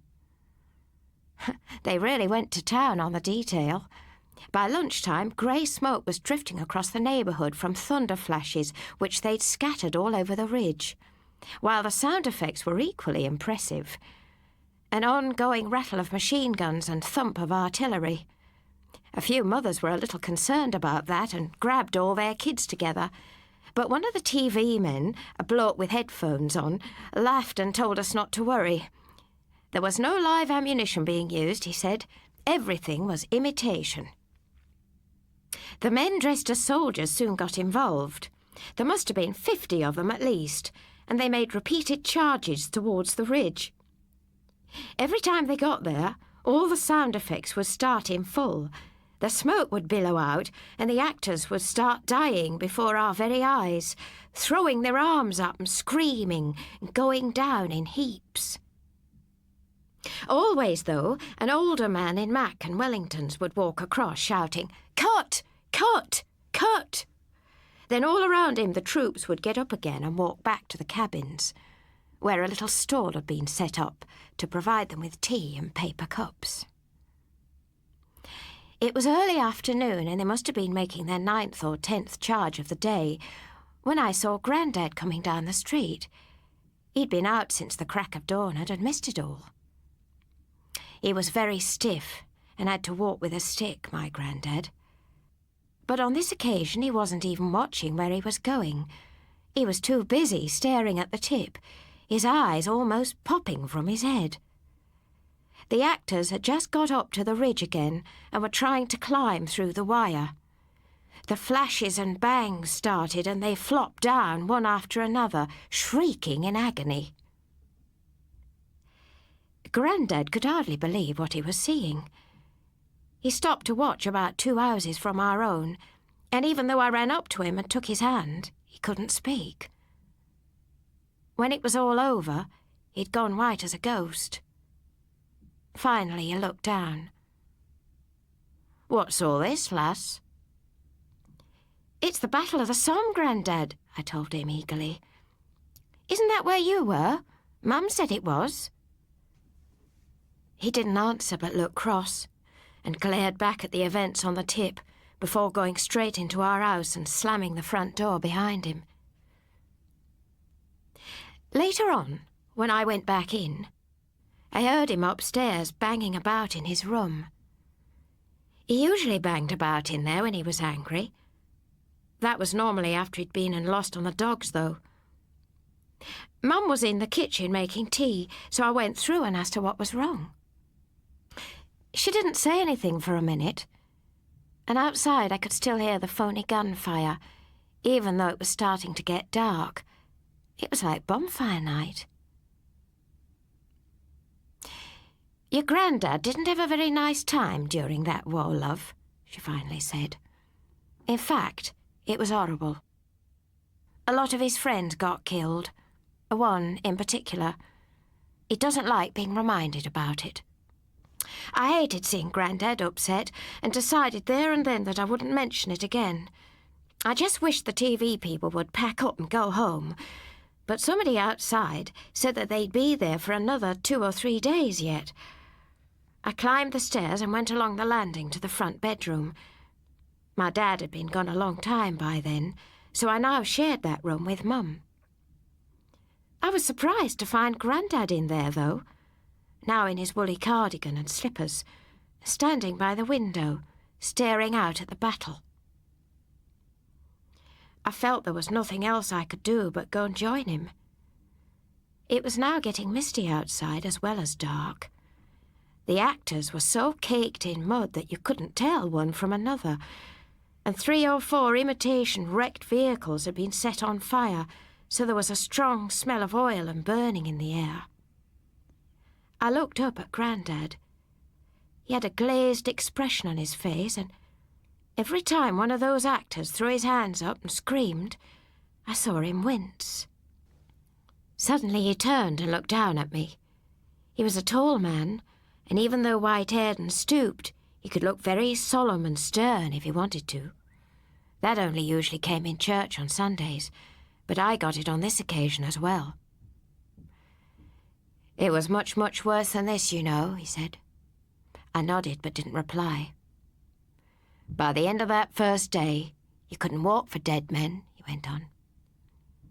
And they were all people you knew, lass. It wasn't like strangers who you didn't care about. His bottom lip started to tremble. One of them was a very good friend of mine. Barney. The best pal I ever had, I reckon. I couldn't believe that I was about to see Grandad cry. My Grandad, who'd first been a soldier, then worked for 40 years on the coalface at Agecroft Colliery. Thankfully I didn't, because Mum suddenly burst in, carrying a bundle of laundry, and immediately started to tell him off. He went grumpily downstairs, and Mum followed, ordering me to wash my hands and face and come down to tea in 5 minutes. I remember standing by the window a little longer, watching the television people. They seemed to have finished for the day and were starting to clear up. The actors were all talking together and laughing and smoking more cigarettes. I noticed that when they took their helmets off, a lot of them had longish, wavy hair like Mick Jagger or Ringo Starr. Grandad would have approved even less if he'd seen that. He was downstairs, meanwhile, having words with Mum. "You know there was nothing I could do, Maureen," he was saying. "There was nothing nobody could have done." "I know, Dad," Mum said back to him in that patient but tired voice of hers. "I wish you'd stop talking about it, though. It's all over and done with now." "I don't talk about it that much," he said gruffly. "Every now and then," she said. "But once is enough. It's over now. There's nothing you can do about it." "Maybe I could have done," he said, "if I'd had the guts." "Oh, for God's sake, Dad, what do you mean, guts? You were only 18. It was hardly a matter of guts." Grandad didn't say anything for a while, but when he did, it was very soft. I could hear him crying out, you know, Pet, calling my name, over and over again. All that night it went on, and I just lay there in the trench listening to it, and did nothing about it. I was nervous about going down for tea that evening, but when I did, I was surprised to find everything all right. Grandad was even friendlier than usual and gave me a cuddle when we sat at the kitchen table. Later, when Mum and myself settled down in front of the TV, Grandad joined us. Mum looked at him suspiciously and asked him why he wasn't going out to the Legion, like he usually did. He made an excuse about not feeling up to it, but then spent 2 hours shifting restlessly in his armchair, and only much later on went for his coat and cap and said that he'd go and have a couple of quick stouts after all. Mum and myself had both been in bed a good while when we heard him coming back. His stick clicking along the pavement was a very familiar sound to me on Saturday nights, and I always knew that it was okay to go to sleep when I heard that. This time he didn't come straight inside, though, and after a minute, puzzled, I went to the window and moved the curtain to have a look out. Grandad was on the other side of the road, gazing out over the tip. The moon was up, and it all gleamed wetly in a ghostly radiance. Every piece of rubble burnished with silver, every coil of wire, every ridge, and every pit and pool of water. Grandad was standing there on the edge of it, like a statue of black iron. For some reason, I decided that he wouldn't be angry if I went out there with him. So I put my duffel coat on over my pyjamas and a pair of Wellingtons and crept downstairs. The front door was only on the latch, so I let myself out and walked across the road. Grandad looked round but didn't seem surprised to see me. We both stood there for a moment, watching. The smell of acrid smoke had still not gone away. In fact, it seemed stronger and made me want to cough. "Did you hear it, lass?" he finally asked me in a whisper. Hear what, Grandad? Listen. You'll hear it, he said. We listened for a moment or two and heard nothing. There! Grandad suddenly hissed. Did you hear it that time? I didn't know what to say, but now Grandad seemed excited. I strained my ears but still heard nothing. And then, suddenly... Arthur! Arthur, please! I heard it. Very weak and seemingly far away, but I distinctly heard it. I looked up at Grandad, bewildered. But he seemed transported with joy and seized me by the shoulder. Come on, pet, he said. I'll need you, but keep low. And we set off onto the tip, moving with more agility than I'd ever realised he was capable of. I had to trot to keep up, but was soon ploughing through thick, trickly mud and heaps of broken bricks. Grandad took it all in his stride, however, constantly encouraging me with things like, That's a good lass, keep up, or You're doing great, but if I say duck, duck. We got to the ridge almost immediately, and all over it I could see holes in the ground where the thunder flashes had been buried. Smoke was still wisping out of some of them. Grandad wasn't content yet, though. He started to batter the barbed wire down with his walking stick in big, sweeping, angry strokes. Always was a bugger, this stuff, he grunted, sweat gleaming on his brow. Grandad, I said, you're going to hurt yourself. If he heard me, he gave no sign. I remember looking back and seeing our house on the other side of the streetlights, just one in an unbroken wall of red brick, 2 up, 2 downs. Then that voice came to us again, from somewhere just ahead. Arthur! It wailed pathetically. I'm coming, lad, Grandad said. Taking my hand, he pressed on, stepping over the flattened wire, telling me to be careful with it. We started down a steep hill, over more slippery rubble. At the bottom of it, a lodge glittered in the moonlight.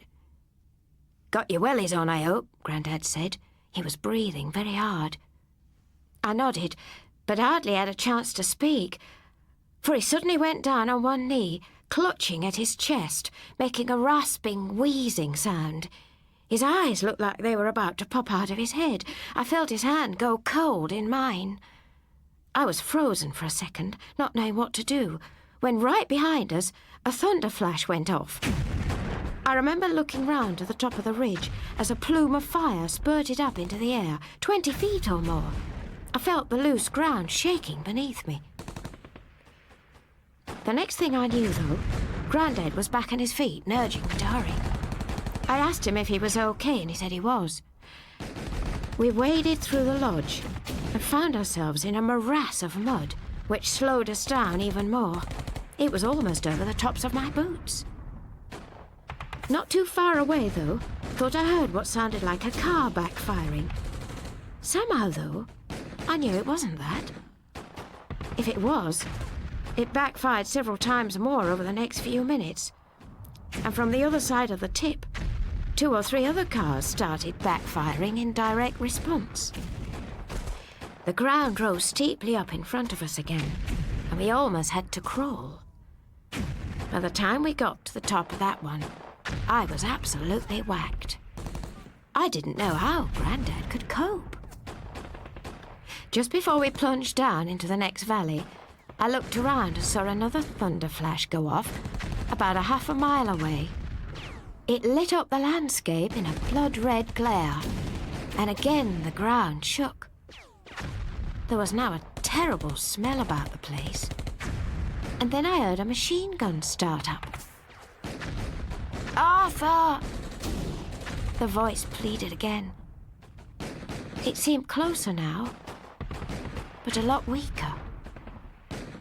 Not so far, Grandad said. We followed a narrow gully through another fence of barbed wire.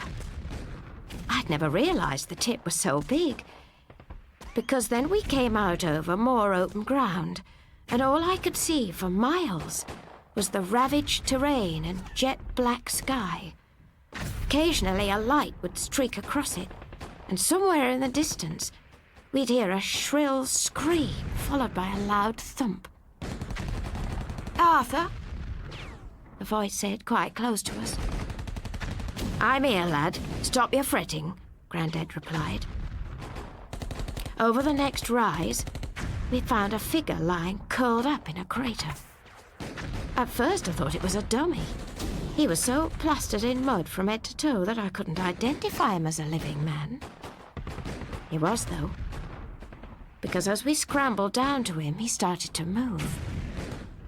He didn't say much as we helped him up, just whimpered, but managed to get one arm around each of our necks and limped badly as we walked him back.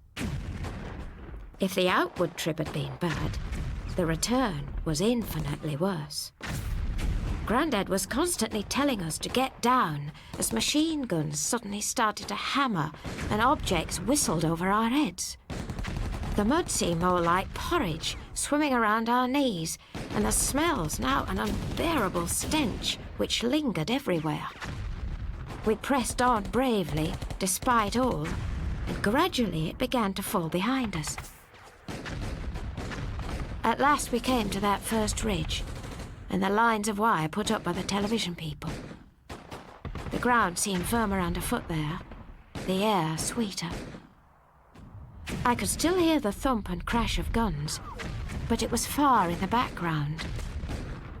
By the time we got to the edge of the road, I could hardly hear anything. I was utterly worn out, however, too physically drained even to worry what Mum was going to say about the state of my pyjamas. The man from the tip was now a dead weight on my arm. It was a good thing that Grandad was doing most of the carrying.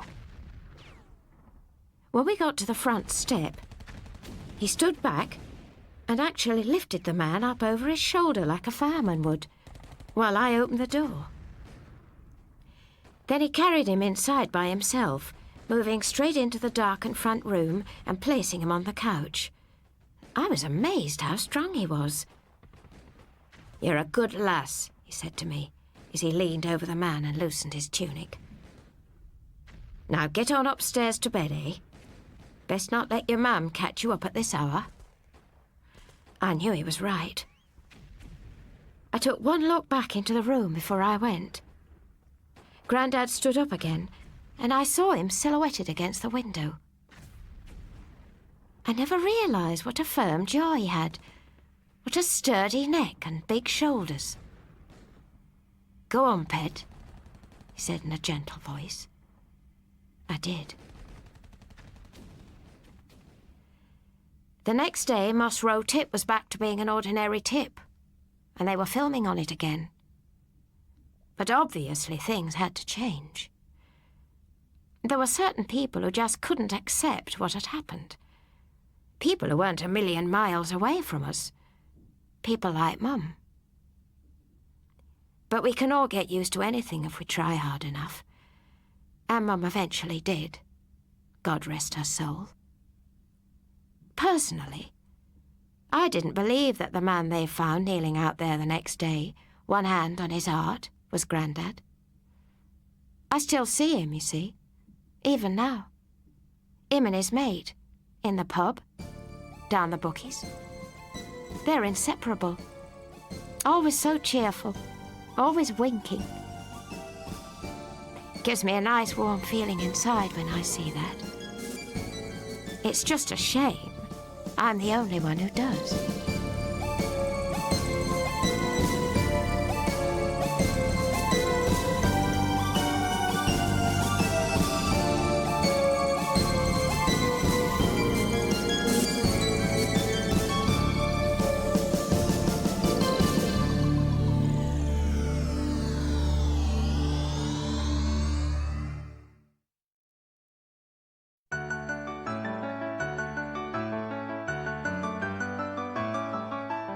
Sweet Shop by Mark Alexander. Read by June Whitfield.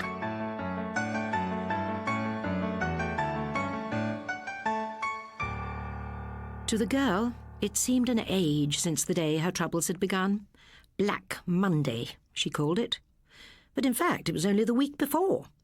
On that afternoon, she sat in Ing-Lit class fiddling with her hair ribbon, which she always did when she was bored, while Mr. South rambled on about fairy tales of all things.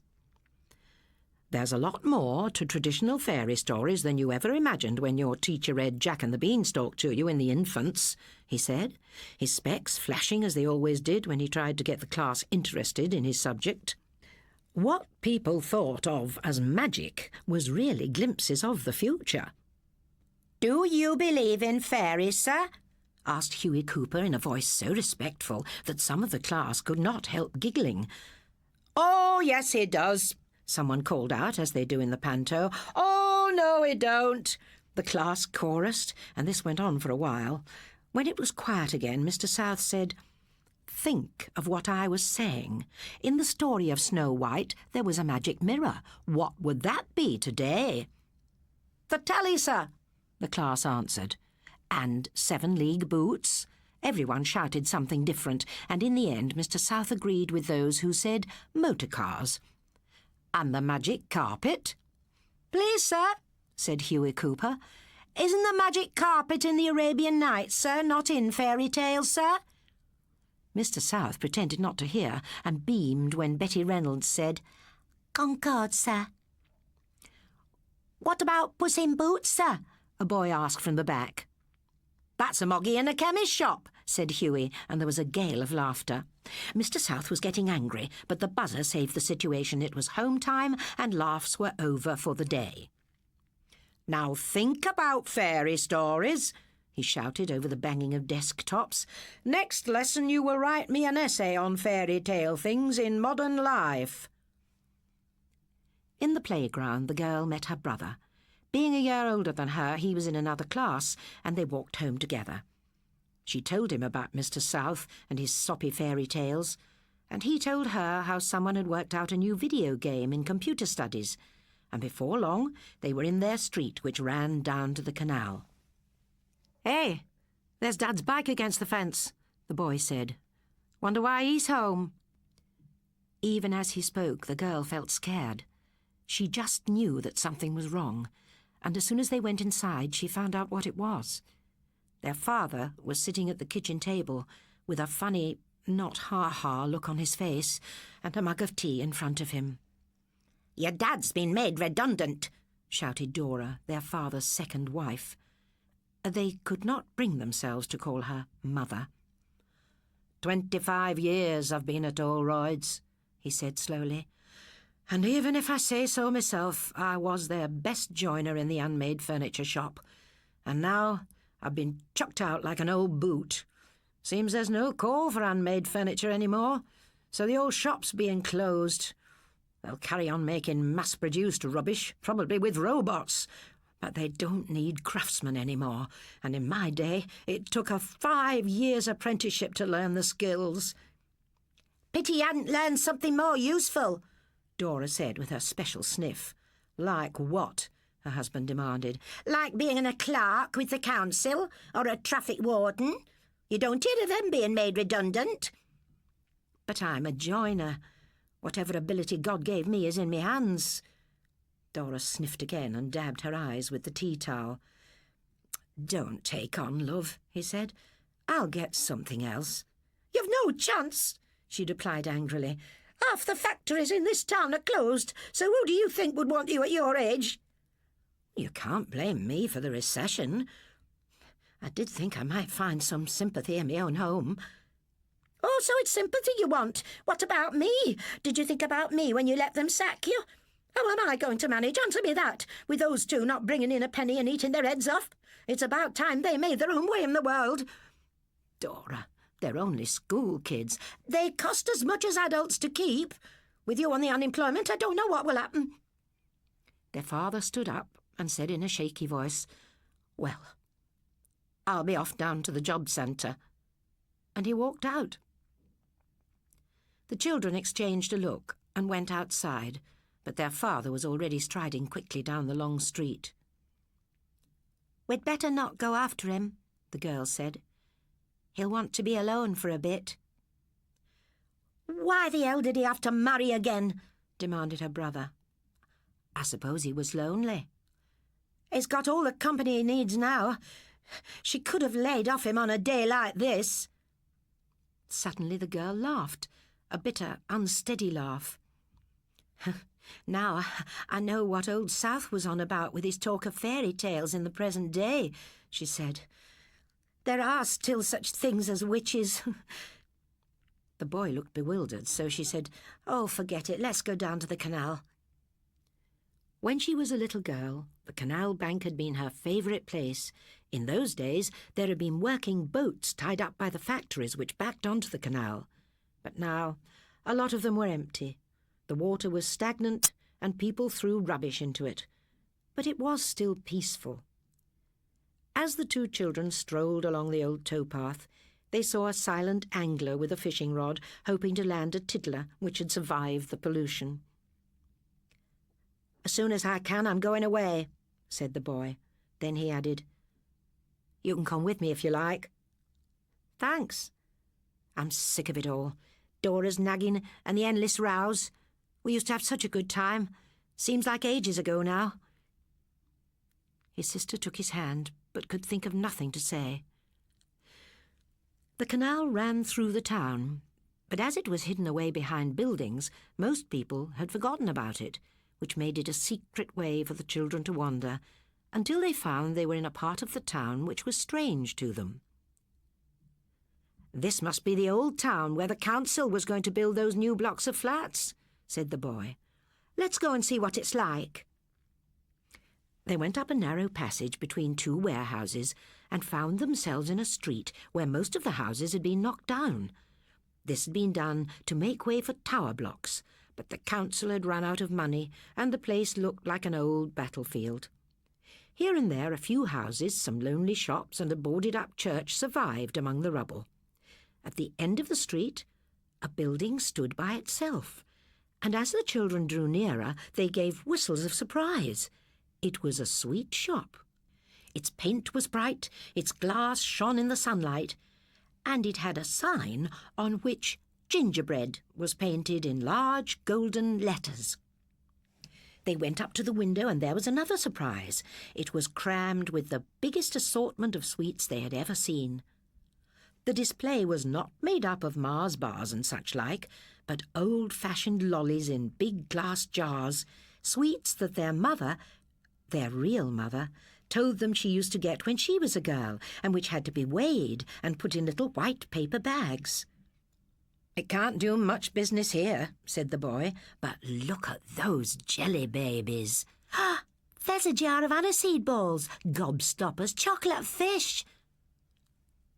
"If you're so interested, why not come inside?" said a soft voice, and they saw a plump, white-haired old lady smiling at them from the door. The only odd thing about her was her spectacles, which magnified her eyes to twice their normal size. But the children soon got used to her appearance. Inside the shop, she gave them different sweets to try, until the boy, feeling he should spend some money, bought a quarter of Pontefract cakes. "Look, I have some gingerbread men," said the old lady. "Do you know the story of the gingerbread man?" "My mum told me when I was small, and I cried at the way the gingerbread man kept losing pieces of himself as he ran away," the girl said. "It seemed so sad." "But not for those who were eating him," chuckled the old lady. She was pleased to have someone to talk to because, as she told them, she had lost most of her customers when the houses were demolished. But she loved her shop and did not want to leave it. They stayed chatting with her until it was twilight outside and they had forgotten what had happened at home. "Come back to Gingerbread any time," she said as they left. "My name is Hazel. The kiddies used to call me Aunt Hazel. You can if you like." When they got back to the towpath, the girl found that the old lady had slipped a big bar of fruit and nut into her pocket. "What a nice old dear," she said as she shared it with her brother. "Her shop reminds me of a picture I once saw in a storybook," he said. "Didn't think there were any shops like that left." It's a find. Perhaps I will come back and see her. You're just out for free chocolate, he teased. Next morning, the two children did not wait to have breakfast, but hurried out. They were sick of the quarrelling that had flared up the night before, when Dora had accused them of always plotting against her because she had the bad luck to be their stepmother. It was something that had not occurred to her until their father had been made redundant. When they reached the corner, the boy said, "I'm going to cut school today." The girl nodded. "Let's go for a walk." Poor old Dad. All those years at Holroyd's, and Dora going on as though it's his fault. Without either of them discussing where they were going, they arrived at the cemetery. In front of the gravestone with their mother's name on it was a bunch of carnations, and they realised that it was not to the job centre that their father had gone the night before. Later, they found themselves wandering along the canal bank, a place where they were less likely to be reported for playing truant. "I know," said the boy suddenly. "Let's go and see Aunt Hazel. You might get given another bar of chocolate."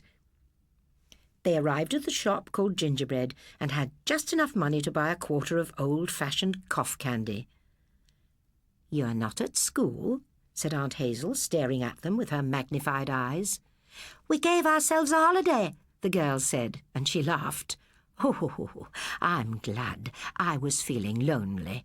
Sometimes I don't open the shop in the mornings because no one comes.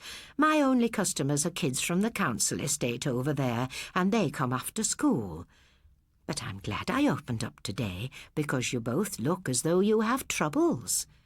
"We're all right," said the boy quickly. "Good. But as you are on holiday, you can at least have a cup of tea with me." Having missed breakfast, they were happy to follow her into the living room, which was just as quaint as the shop, and full of old-fashioned furniture which would have delighted their father. In front of an open fireplace dozed one of the biggest black cats they'd ever seen, and there was a parrot in a big cage who chattered, "Open the door! Let me out!" Aunt Hazel tapped the cage and said, "Silly thing. You know Samkin would have your tail feathers the moment you were outside." But the parrot kept on saying, "Let me out! Let me out!" until she put a cloth over his cage and he thought it was night time. "Why do you have bars at the window?" the boy asked. "Now that I have no neighbours, I'm nervous of burglars," Aunt Hazel replied. "The bars make me feel safe. A burglar would need a blowtorch to get in." "But he might come through the door." "Look." She put a key into the keyhole close to the doorway, and steel bars shot across it. "I can operate the bars from the shop, too, in case anyone tries to get through to the house in the daytime. And at night I'm as safe as a bank," she said.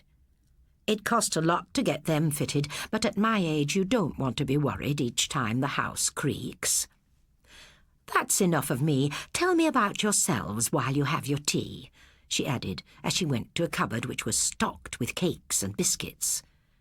She seemed so kind, rather like a nice granny, that the children found themselves telling her about their father being made redundant, how they did not get on with their stepmother, and how they would like to leave home. It was a great relief to talk about their problems to a sympathetic grown-up. "She makes a change from Dora," the boy whispered as they left her at the shop door, waving goodbye and telling them to visit her again. "She likes you," the girl said. "All the time we were having tea and eating those gingerbread men, she kept looking at you. Perhaps she wishes she'd been married and had a son." "I'm going to run away to London," he said suddenly. The next few days were a nightmare for the girl. Her father looked ill and did not know what to do with himself, except to go to the job centre each morning. Her brother was moody and silent and stayed away from school, and she was terrified that he would leave home without telling her.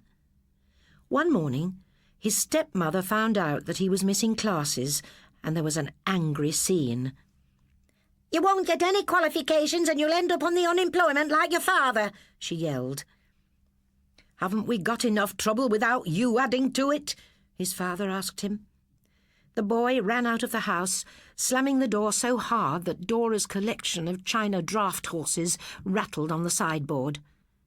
His sister left soon afterwards, and it seemed that the furious voices coming from the house followed her. She wanted to find her brother quickly because she knew how his mind worked, and she guessed that when he stormed out he had made up his mind never to return. First she went to the cemetery, expecting that he would be paying a last visit before he hitchhiked away from the grimy old town. But she found no one there. Then she was certain where he'd gone, and in a few minutes she reached the canal.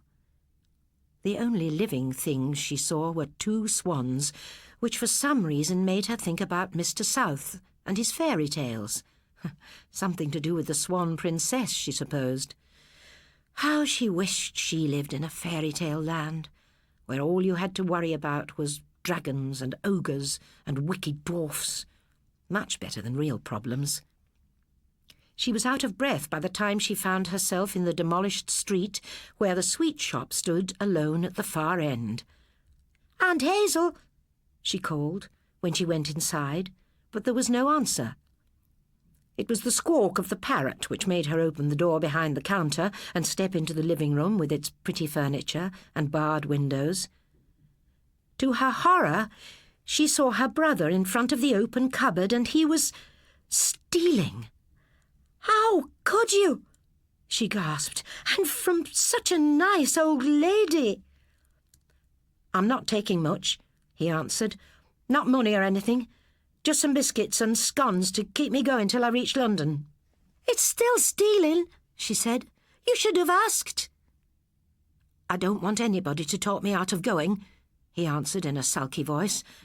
"And that goes for you too." She was about to give him an angry reply when there was a grating sound, and the steel rods slid across the doorway behind her. Then Aunt Hazel appeared in the shop, her huge eyes peering at them through the bars, as though they were animals in a zoo cage. "Well, well, the chicks have returned to the gingerbread house," she chuckled. "Welcome back, Hansel and Gretel."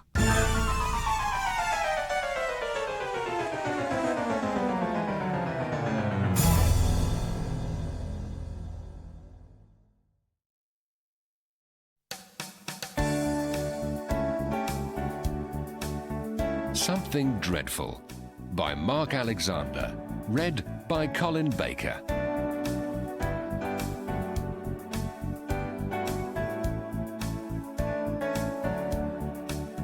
My first day at Mount Pleasant Secondary School turned out to be so dreadful I shall never forget it. Being a new boy and starting in the middle of term, I was taken to my classroom by the head teacher. Here I had to endure 30 pairs of strange eyes staring at me, while I was introduced to Mr. Candy, the form teacher. Then I was shown to an empty desk in the centre of the room. I would rather have had one in a corner at the back. And Mr. Candy carried on with his lesson. As well as being our form teacher, he took us for classical studies and English. A girl sitting nearby gave me a nice smile, as much as to say, "Don't worry, you'll soon get used to us." Her name was Pamela Holt. She had very fair hair, and I looked forward to getting to know her. The other person to take notice of me was a rather tough-looking boy, whose name I soon found out was Maurice Carson. He gave me a wink, and I decided that the class was a friendly one. I had yet to learn what his winks really meant. At break, I was hanging round in a corridor, not knowing what to do with myself, when Maurice came up with half a dozen boys behind him. They were his gang of hangers-on, who always laughed at his jokes and were very careful not to disagree with him. "Whatcha, mate?" he said in a voice that made the others grin. "What school you from, then?" I wished they'd go away, because I had glimpsed Pamela Holt coming down the corridor, but I answered politely, "Well, I haven't been at school for a while." "You been in prison, then?" Maurice demanded. "Better watch out. I reckon we've got a right villain here." His gang roared with mirth. "I haven't been well," I explained, and found myself blushing. "You don't look sick. What's wrong?" "I had a cough." The boys immediately clutched their throats and made horrible choking sounds and thumped each other on the back. Maurice put his face close to mine and gave me another of his winks. "There's something that new kids have to learn," he whispered. "I'm the boss around here, and any new kid has to kiss my boot to show he understands it." I really thought he was joking, so I said, "Don't be silly." His hand grabbed my wrist, and I was suddenly scared that a boy the same size as myself could be so strong. At that moment, Pamela came up and said, "Billy, whatever your name is, don't take any notice of Morris. He likes playing at being the school bully." He grinned, and then, putting his other hand around my wrist, gave me a Chinese burn. It was so quick and painful that I couldn't stop myself crying out. Pamela turned round, but Morris had let go of me and stood looking innocent while his gang fell about laughing. She tossed her head and vanished round the corner. "You mustn't mind my fun," said Morris, suddenly friendly. "Come to the gym after school. You can have a try-out." It was puzzling. Perhaps he wasn't so bad after all, though my wrist still felt as though it was on fire. I was going to ask what he meant by a try-out, but the buzzer sounded for the next period, and the corridor filled with kids stampeding to their classrooms. When it was time to go home, several of Morris's friends surrounded me. "You're coming for the try-out," they shouted. "Well, is it for a game?" I asked. They nodded and hustled me to the gym, where Morris was already waiting in sports shorts and boxing gloves. He gave me his usual wink. "Get the gloves on him," he said, and before I could protest, my hands were thrust into heavy boxing gloves. I had thought that the tryout would be for something like the class basketball team, so I said, "I've never done boxing before." "Morris will soon teach you," said someone with a snigger. Next minute, I was in the centre of the gym floor with Morris dancing round me as though he had springs on his feet. I put up my left arm, as I'd seen boxers do on the television, and then, smack! Morris's glove caught me full in the face. "He has style," I heard Morris call to his guffawing mates. "He just hit my fist with his nose." Blood dribbled into my mouth and my eyes watered, and Morris was on the attack again. I had no idea how to dodge his blows, and he used me as a punch bag. It was a nightmare, with this boy circling me while his arms worked like pistons. I did make an effort to fight back, but I could hardly see for the tears in my eyes, and the thudding of the gloves on my head and ribs stopped me thinking properly. Then a really hard punch caught me full in the mouth, and one of my front teeth broke off. "Give him a chance," I heard a voice say. I spat out my tooth and saw a boy from another class standing at the door of the gym. "You want to take his place, then?" Morris demanded. The boy shrugged and left. One of the gang made a noise like a gong, and there were shouts of, "Round 2, seconds out," and the tryout began again. And as Morris hit me, he winked. Afterwards, I tried to clean myself up in the boys' lavatory. The gang had gone off whooping and laughing, and now in the mirror I saw what a mess I was. One eye was blacked, and my nose and lips were swollen, and there was a gap where my tooth had snapped. I could not stop tears rolling down my face. How I hated Morris. I vowed that some day I would pay him back for this afternoon. When I went home, I pretended that I'd fallen off my bike. Well, I couldn't bring myself to admit that I'd been bullied. I knew that if I did, my mother would complain to the headmaster, making everything worse, while my dad would order me to go and thump Morris. "You've got to stand up for yourself," I could imagine him saying. "You're as big as he is. Go and thump the stuffing out of him." All right for him to talk. He'd been the athletics champion at his school, and no one had ever pushed him around. Next day I went to the dentist to get the root of my broken tooth extracted, and it was mid-morning when I went to the dreaded classroom. "Good heavens!" cried Mr. Candy. "You look as though you were tangled with a bus." "Pascal Morris," said somebody in the back in a loud whisper, and there was a lot of laughing. "Take your seat, and the rest of you be quiet," said the teacher. "Today we are going to consider the gladiatorial games in ancient Rome." With all eyes on my bruised face, I slunk to my seat and saw Pamela shake her head at Morris as though she was angry with him. but he grinned back at her, and she smiled slightly. My life at Mount Pleasant continued to be miserable. Morris saw to that. I realised that he kept up his position as leader of his gang by making someone else, at this time it was me, look small. This amused the others, and also showed what could happen if they stopped toadying to him.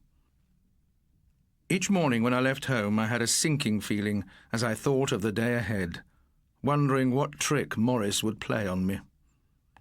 I could almost hear the laughter of the others before I got to the school gate. Sometimes he would give me a crafty punch in the corridor. Sometimes he made a fool of me in class. He moved his seat so that he sat behind me, and when I was answering a question he would dig me with a ruler so I stammered and sounded so stupid that the teacher would turn in disgust to one of the brighter pupils. What hurt the most was when he humiliated me in front of Pamela.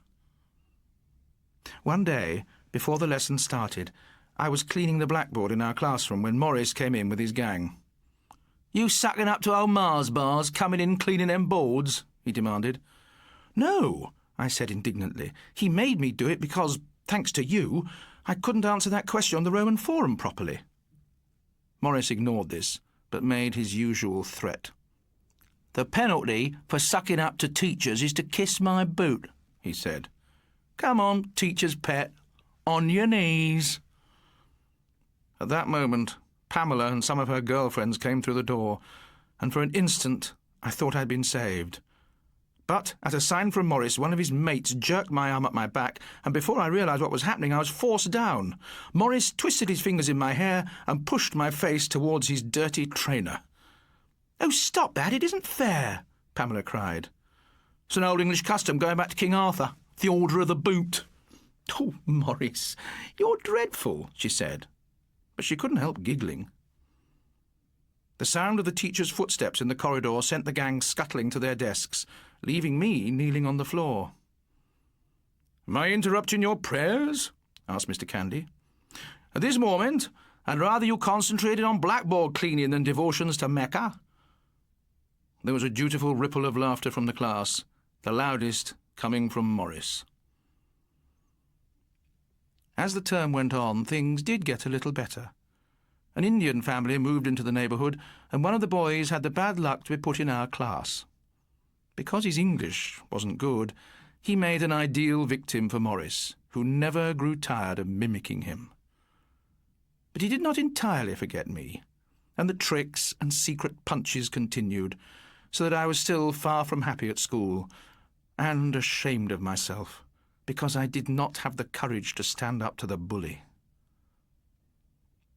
Mr. Candy planned to take a party of us who did classical studies to Rome in the summer holidays, but when I heard that Morris Carson would be going, I did everything I could to get out of it. This made my mother and father very angry with me.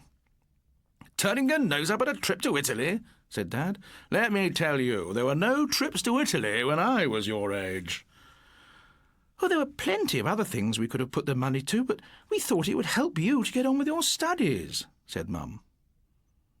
I couldn't explain that it was not the trip I objected to, but one of the boys going on it, so I shrugged and said I was sorry and would go after all. We went to Rome by coach, and on our first morning there, Mr. Candy took us to the Colosseum. It was very hot as we climbed up the stone tiers of the ruined amphitheatre, and while Mr. Candy pointed things out and gave little lectures about them, the kids were only interested in finding a stall which sold cold cokes. At last, we stopped on a platform, which Mr. Candy said was where the emperors sat when the games took place. On a ledge below us was a line of railings, which reminded me of ancient Roman tridents because of their nasty-looking triangular points. I suppose they'd been put there to stop people trying to climb the crumbling masonry. "Keep back from the edge," ordered Mr. Candy. "You could easily slip and fall on those rails. I don't feel like explaining that to anybody's parents." Of course, everyone crowded forward to see them better, and Morris stood on the edge swaying backwards and forwards as he pretended he was about to fall over. "Stop playing the fool, Carson," Mr. Candy said. "We don't want any accidents. Now, from here you can see that the floor on which the gladiators fought is gone. Those walls and passages in the arena are really the cellars, which used to be below the floor where the wild beasts were kept, and where the gladiators waited. Cool. It's nearly as good as White Hart Lane, Morris said, and as usual, everyone chuckled. And why do you think the Romans had the Colosseum, Carson? Demanded our teacher. They ain't got to tell you, sir. For once, you are quite correct. The citizens of Rome had too much leisure because nearly all the work was done by slaves, and so the games were held to keep them amused and occupied. Now, you can go off and explore by yourselves for half an hour, and then we'll meet by the entrance, and no writing graffiti on the walls. Not even Spurs rule okay? Morris asked, and giggling, the party split up. I was going down some steps when a foot hooked my ankle and I tumbled headlong. Even here, Morris could not resist tormenting me, and I was filled with hatred for him and his bullying. Feeling bruised and dizzy, I picked myself up and found a place in the shade away from the others. It was a relief to lean against cool stonework and close my eyes, because I was afraid that I was going to faint. When I opened my eyes again, everything had changed. To begin with, the stadium was full of people, tier upon tier of them seeming to rise up to the sky. The floor of the arena was now smooth and covered with the finest, whitest sand I had ever seen. And as I marched across it, I noticed that in the distance some slaves were raking it after the last combat. Although the part of the stadium where the wealthy people sat was shaded by ships' sails, the heat of the sun burned my back, and I realized that I was only wearing sandals and a sort of leather skirt. In my hands, I carried a fishing net and a trident. And looking to one side, I was aware that another gladiator was also walking across the dazzling sand towards the royal box. He was dressed like me, but instead of a trident and net, he carried a sword and shield, while under his arm was tucked a heavy iron helmet. There was something frighteningly familiar about him. And then I realized who he was. We halted and looked up at the Emperor, a small figure in a purple toga surrounded by women in flowing robes and protected by a line of Praetorian guards with red-plumed helmets who stood at attention behind his box. The roar from the thousands of spectators died away, and in the eerie hush which followed, we held up our weapons and stammered something about, "We who are about to die salute you." Wearily, the Emperor raised his hand. It held a bunch of grapes, and a fanfare of silver trumpets split the silence. Cheers exploded from the crowd, and I could hear the hoarse voices of the bookmakers shouting the odds on trident or sword. Before he put on his heavy helmet, my opponent turned to me. "Get ready to kiss my sandal," he said, and then ran into the centre of the arena. I followed on trembling legs. We took up our positions facing each other. He crouched with his shield held in front of his face and his sword pointed in my direction. I stood with my trident in my left hand and my net, which was weighted with lead pellets, in my right. My role was to try and get my adversary entangled in the net and then spear him.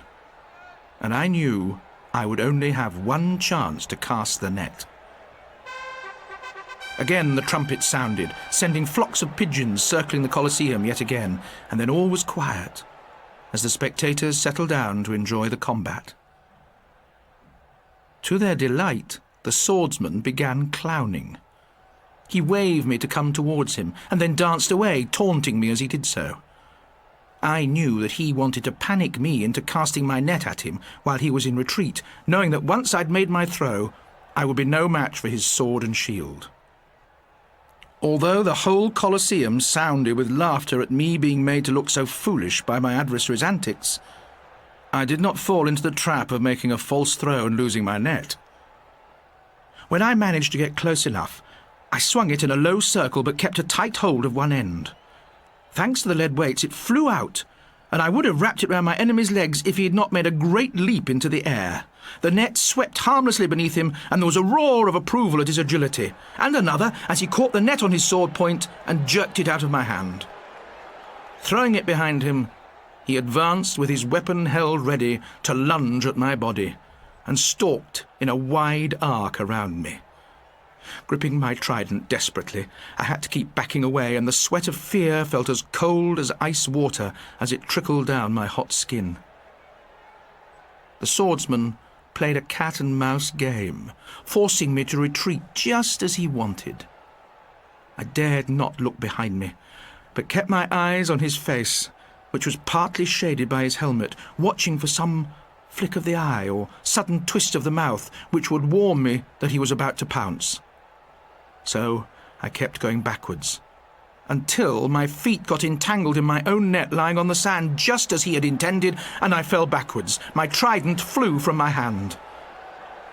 Cheers died away to echoes as the gladiator loomed above me, his sword, which flashed light like a mirror, aimed straight at my throat. Once again, I was defeated. And then something happened that sent new and angry strength surging through me. He winked. It made me determined to free myself from this bully, and as his sword point came nearer, I used one of the oldest tricks in the gladiatorial games. I flung a handful of sand in his face. He drove the sword blindly at me, but I had already rolled to one side, and now it was my turn to dance. While he tugged the blade out of the sand and knuckled his eyes, I seized the net and ran up behind him. A second later, I had cast it over him, drawn it tight, and tripped him up. Noise rolled about me like the thunder of breakers as I snatched up my trident and held it above my trussed tormentor, and then looked towards the Emperor's box for the signal. The surf-like roar faded. Everyone was waiting for the Emperor. Slowly, he raised his hand, and with a great sigh, the audience saw that the imperial thumb was turned down. I did what every gladiator had been trained to do on seeing that sign. I raised the trident. It was the sound of screaming which woke me from my dream, or whatever it was. There was no Egyptian sand on the floor of the arena. In fact, the floor was no longer there, only ancient cellar walls. So why did the shouting continue in my ears? Then I saw Pamela Holt run past me towards Mr. Candy, with blood on her hands and T-shirt. "Help! Something dreadful's happened!" she was shouting. "Morris slipped! He's caught on the railings!"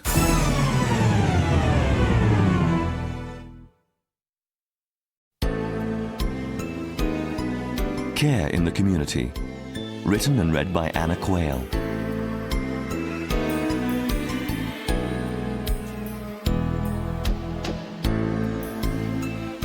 Care in the community? Huh. It's for the birds, said Mrs. Jones-Simpkin, the home help, as she pulled up the bedclothes with a deft flick of the wrist. "Not pigeons, of course, dear. Poor things," she called from the kitchen while filling the kettle. "Tea, dear?" Mrs. Simpkin handed Eva Baines a cup of tea and whirled out of the front door at breakneck speed, hurling her last words over her shoulder like a ventriloquist. "Got to see my regulars, dear. See you tomorrow." The door banged. "Peace," sighed Eva, and closed her eyes. Eva was recovering from the after-effects of a rather tricky operation. She had been sent home to her small house, Chew, her Pekingese dog, and Care in the Community. Apart from Mrs. Simpkin, the home help, there were Meals on Wheels, and the rather cross nurse who didn't need to see her anymore. For the rest of the time, Eva could manage to heat soup or make a sandwich. She was feeling much, much better. She had told her doctor so when he had called last Friday.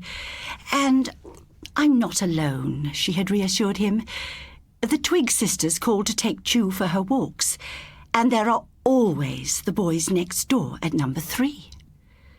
The Twig sisters had a Labrador, and they would collect Chew and stroll off down the lane and across the fields, the Labrador leading the way and the Pekingese rolling along behind like a Chinese sailor. Oh, Eva was blessed with the boys next door. Ian and Hamish were wonderful neighbours. Ian was something in the city, and Hamish worked in the post office, but his ambition was to be a television chef. He made lip-smacking goodies and would bring Eva samples of his culinary art. On her birthday earlier in the year, Hamish had produced a special treat. Eva had that morning received the letter summoning her to the county hospital for her operation. She was feeling miserable and apprehensive, not wanting to leave her safe little home for a hospital ward, although she knew that it was for the best. She answered a knock on the front door to find Hamish bearing a tray on which was a covered dish. "Sit down, Eva," said Hamish, "and close your eyes." Eva closed her eyes. She heard Ian come into the room and strike a match and say, "Open your eyes, Eva." She opened them and clapped her hands with delight. Ian had spread a lacy cloth on her table, and a silver candle in a crystal sconce shone on the covered dish. "Voila!" cried Hamish. There, on a bed of shredded lettuce, quivering and pink, lay a wondrous jellied fish. Then there had been a birthday cake, a mere wisp of whipped cream with a crunchy middle and a berry at its heart. "Oh, you dears," said Eva, "how you have cheered me up." The very presence of the boys next door cheered Eva up. She would hear their noisy little car come chugging into the space at the side of number 3, and then the bang of their front door. At night, when she was sitting up in bed reading, or just about to go to sleep, she could hear their music through the wall. Hamish and Ian played all sorts of music. Ian liked Elton John or Nina Simone, but Hamish loved Wagner with the devotion he gave to his cooking, and the strains of Tannhauser reverberated through the dividing wall, lifting Eva to sleep on wings of song. Eva didn't mind Wagner, but she wasn't too fond of the loud bits, and the ride of the Valkyries had a most alarming effect on her dog Chew. As soon as the Valkyries started to ride, Chew would proceed to have hysterics, growling and snarling and baring her yellowed fangs. In hospital, after her operation, the boys had visited Eva. Ian carried a bouquet of big yellow daisies, their blue hearts matching perfectly his elegant blue tie. Hamish sat beside her bed, looking, with his round face, his round eyes behind his round spectacles, and with his brown and yellow striped knitted jumper, for all the world like a solemn bee.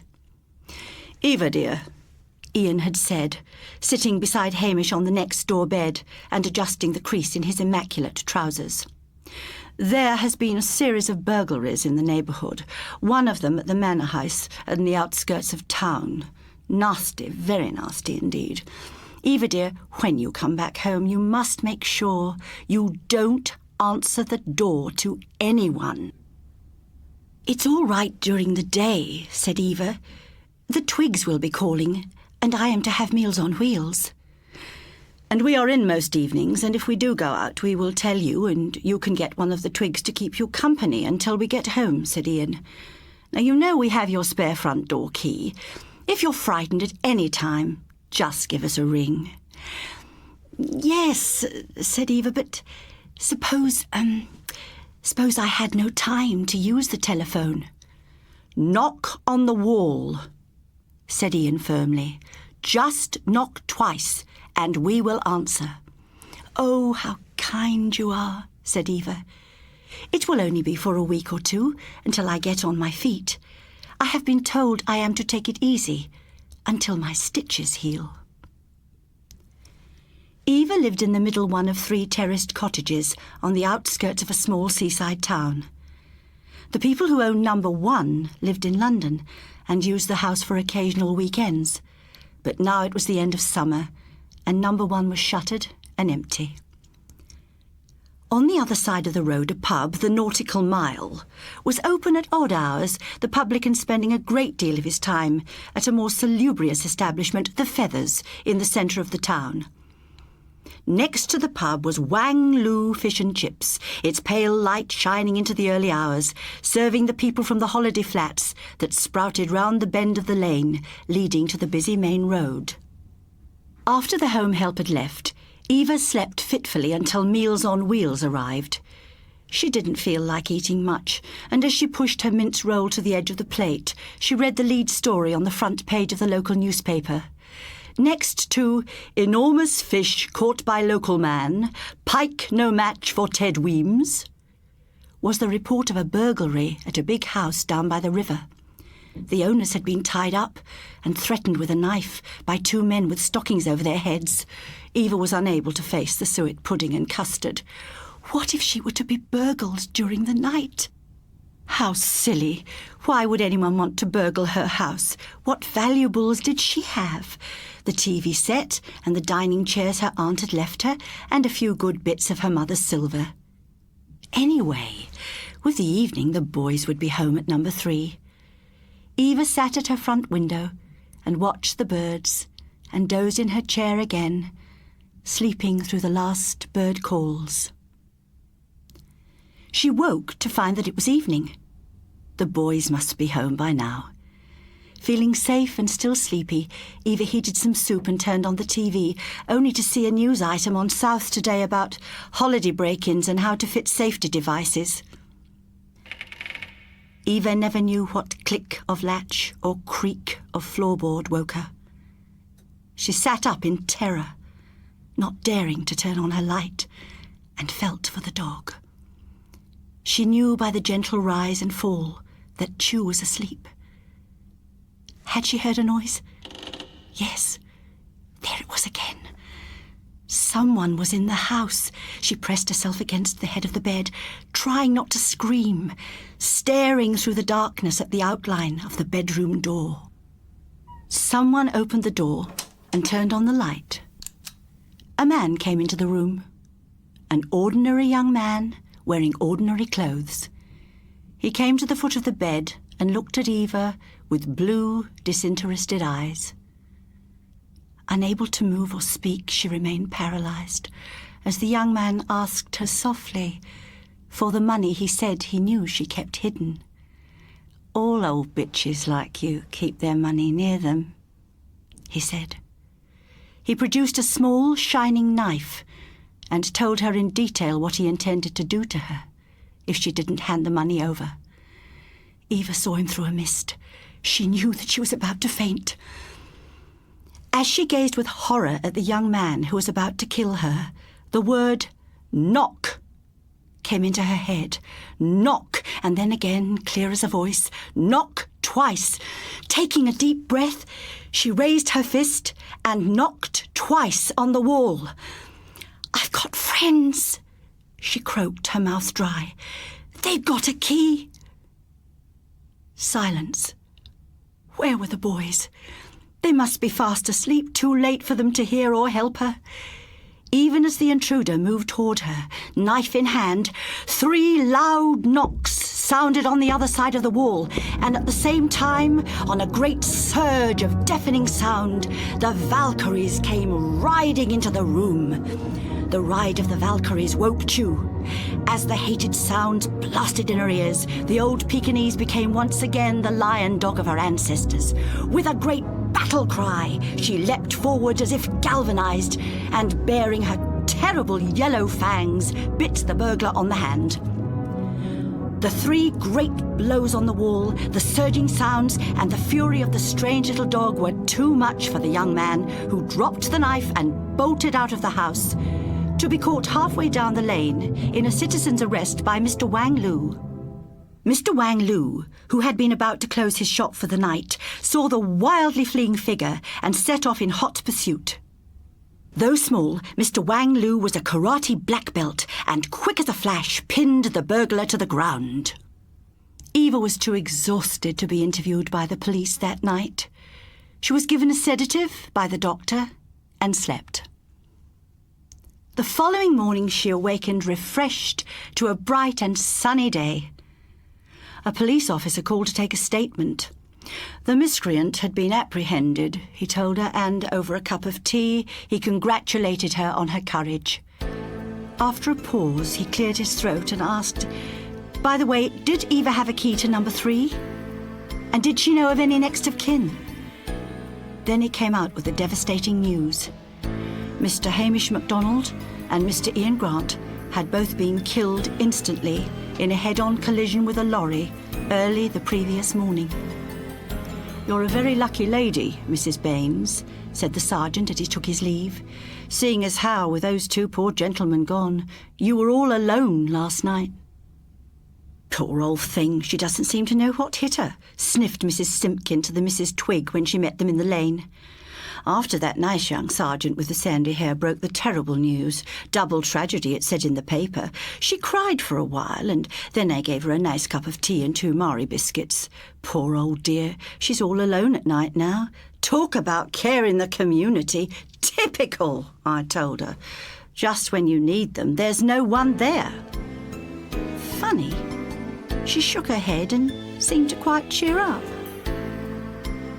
All alone. Eva smiled to herself. She sat with Chew at the front window and watched the birds.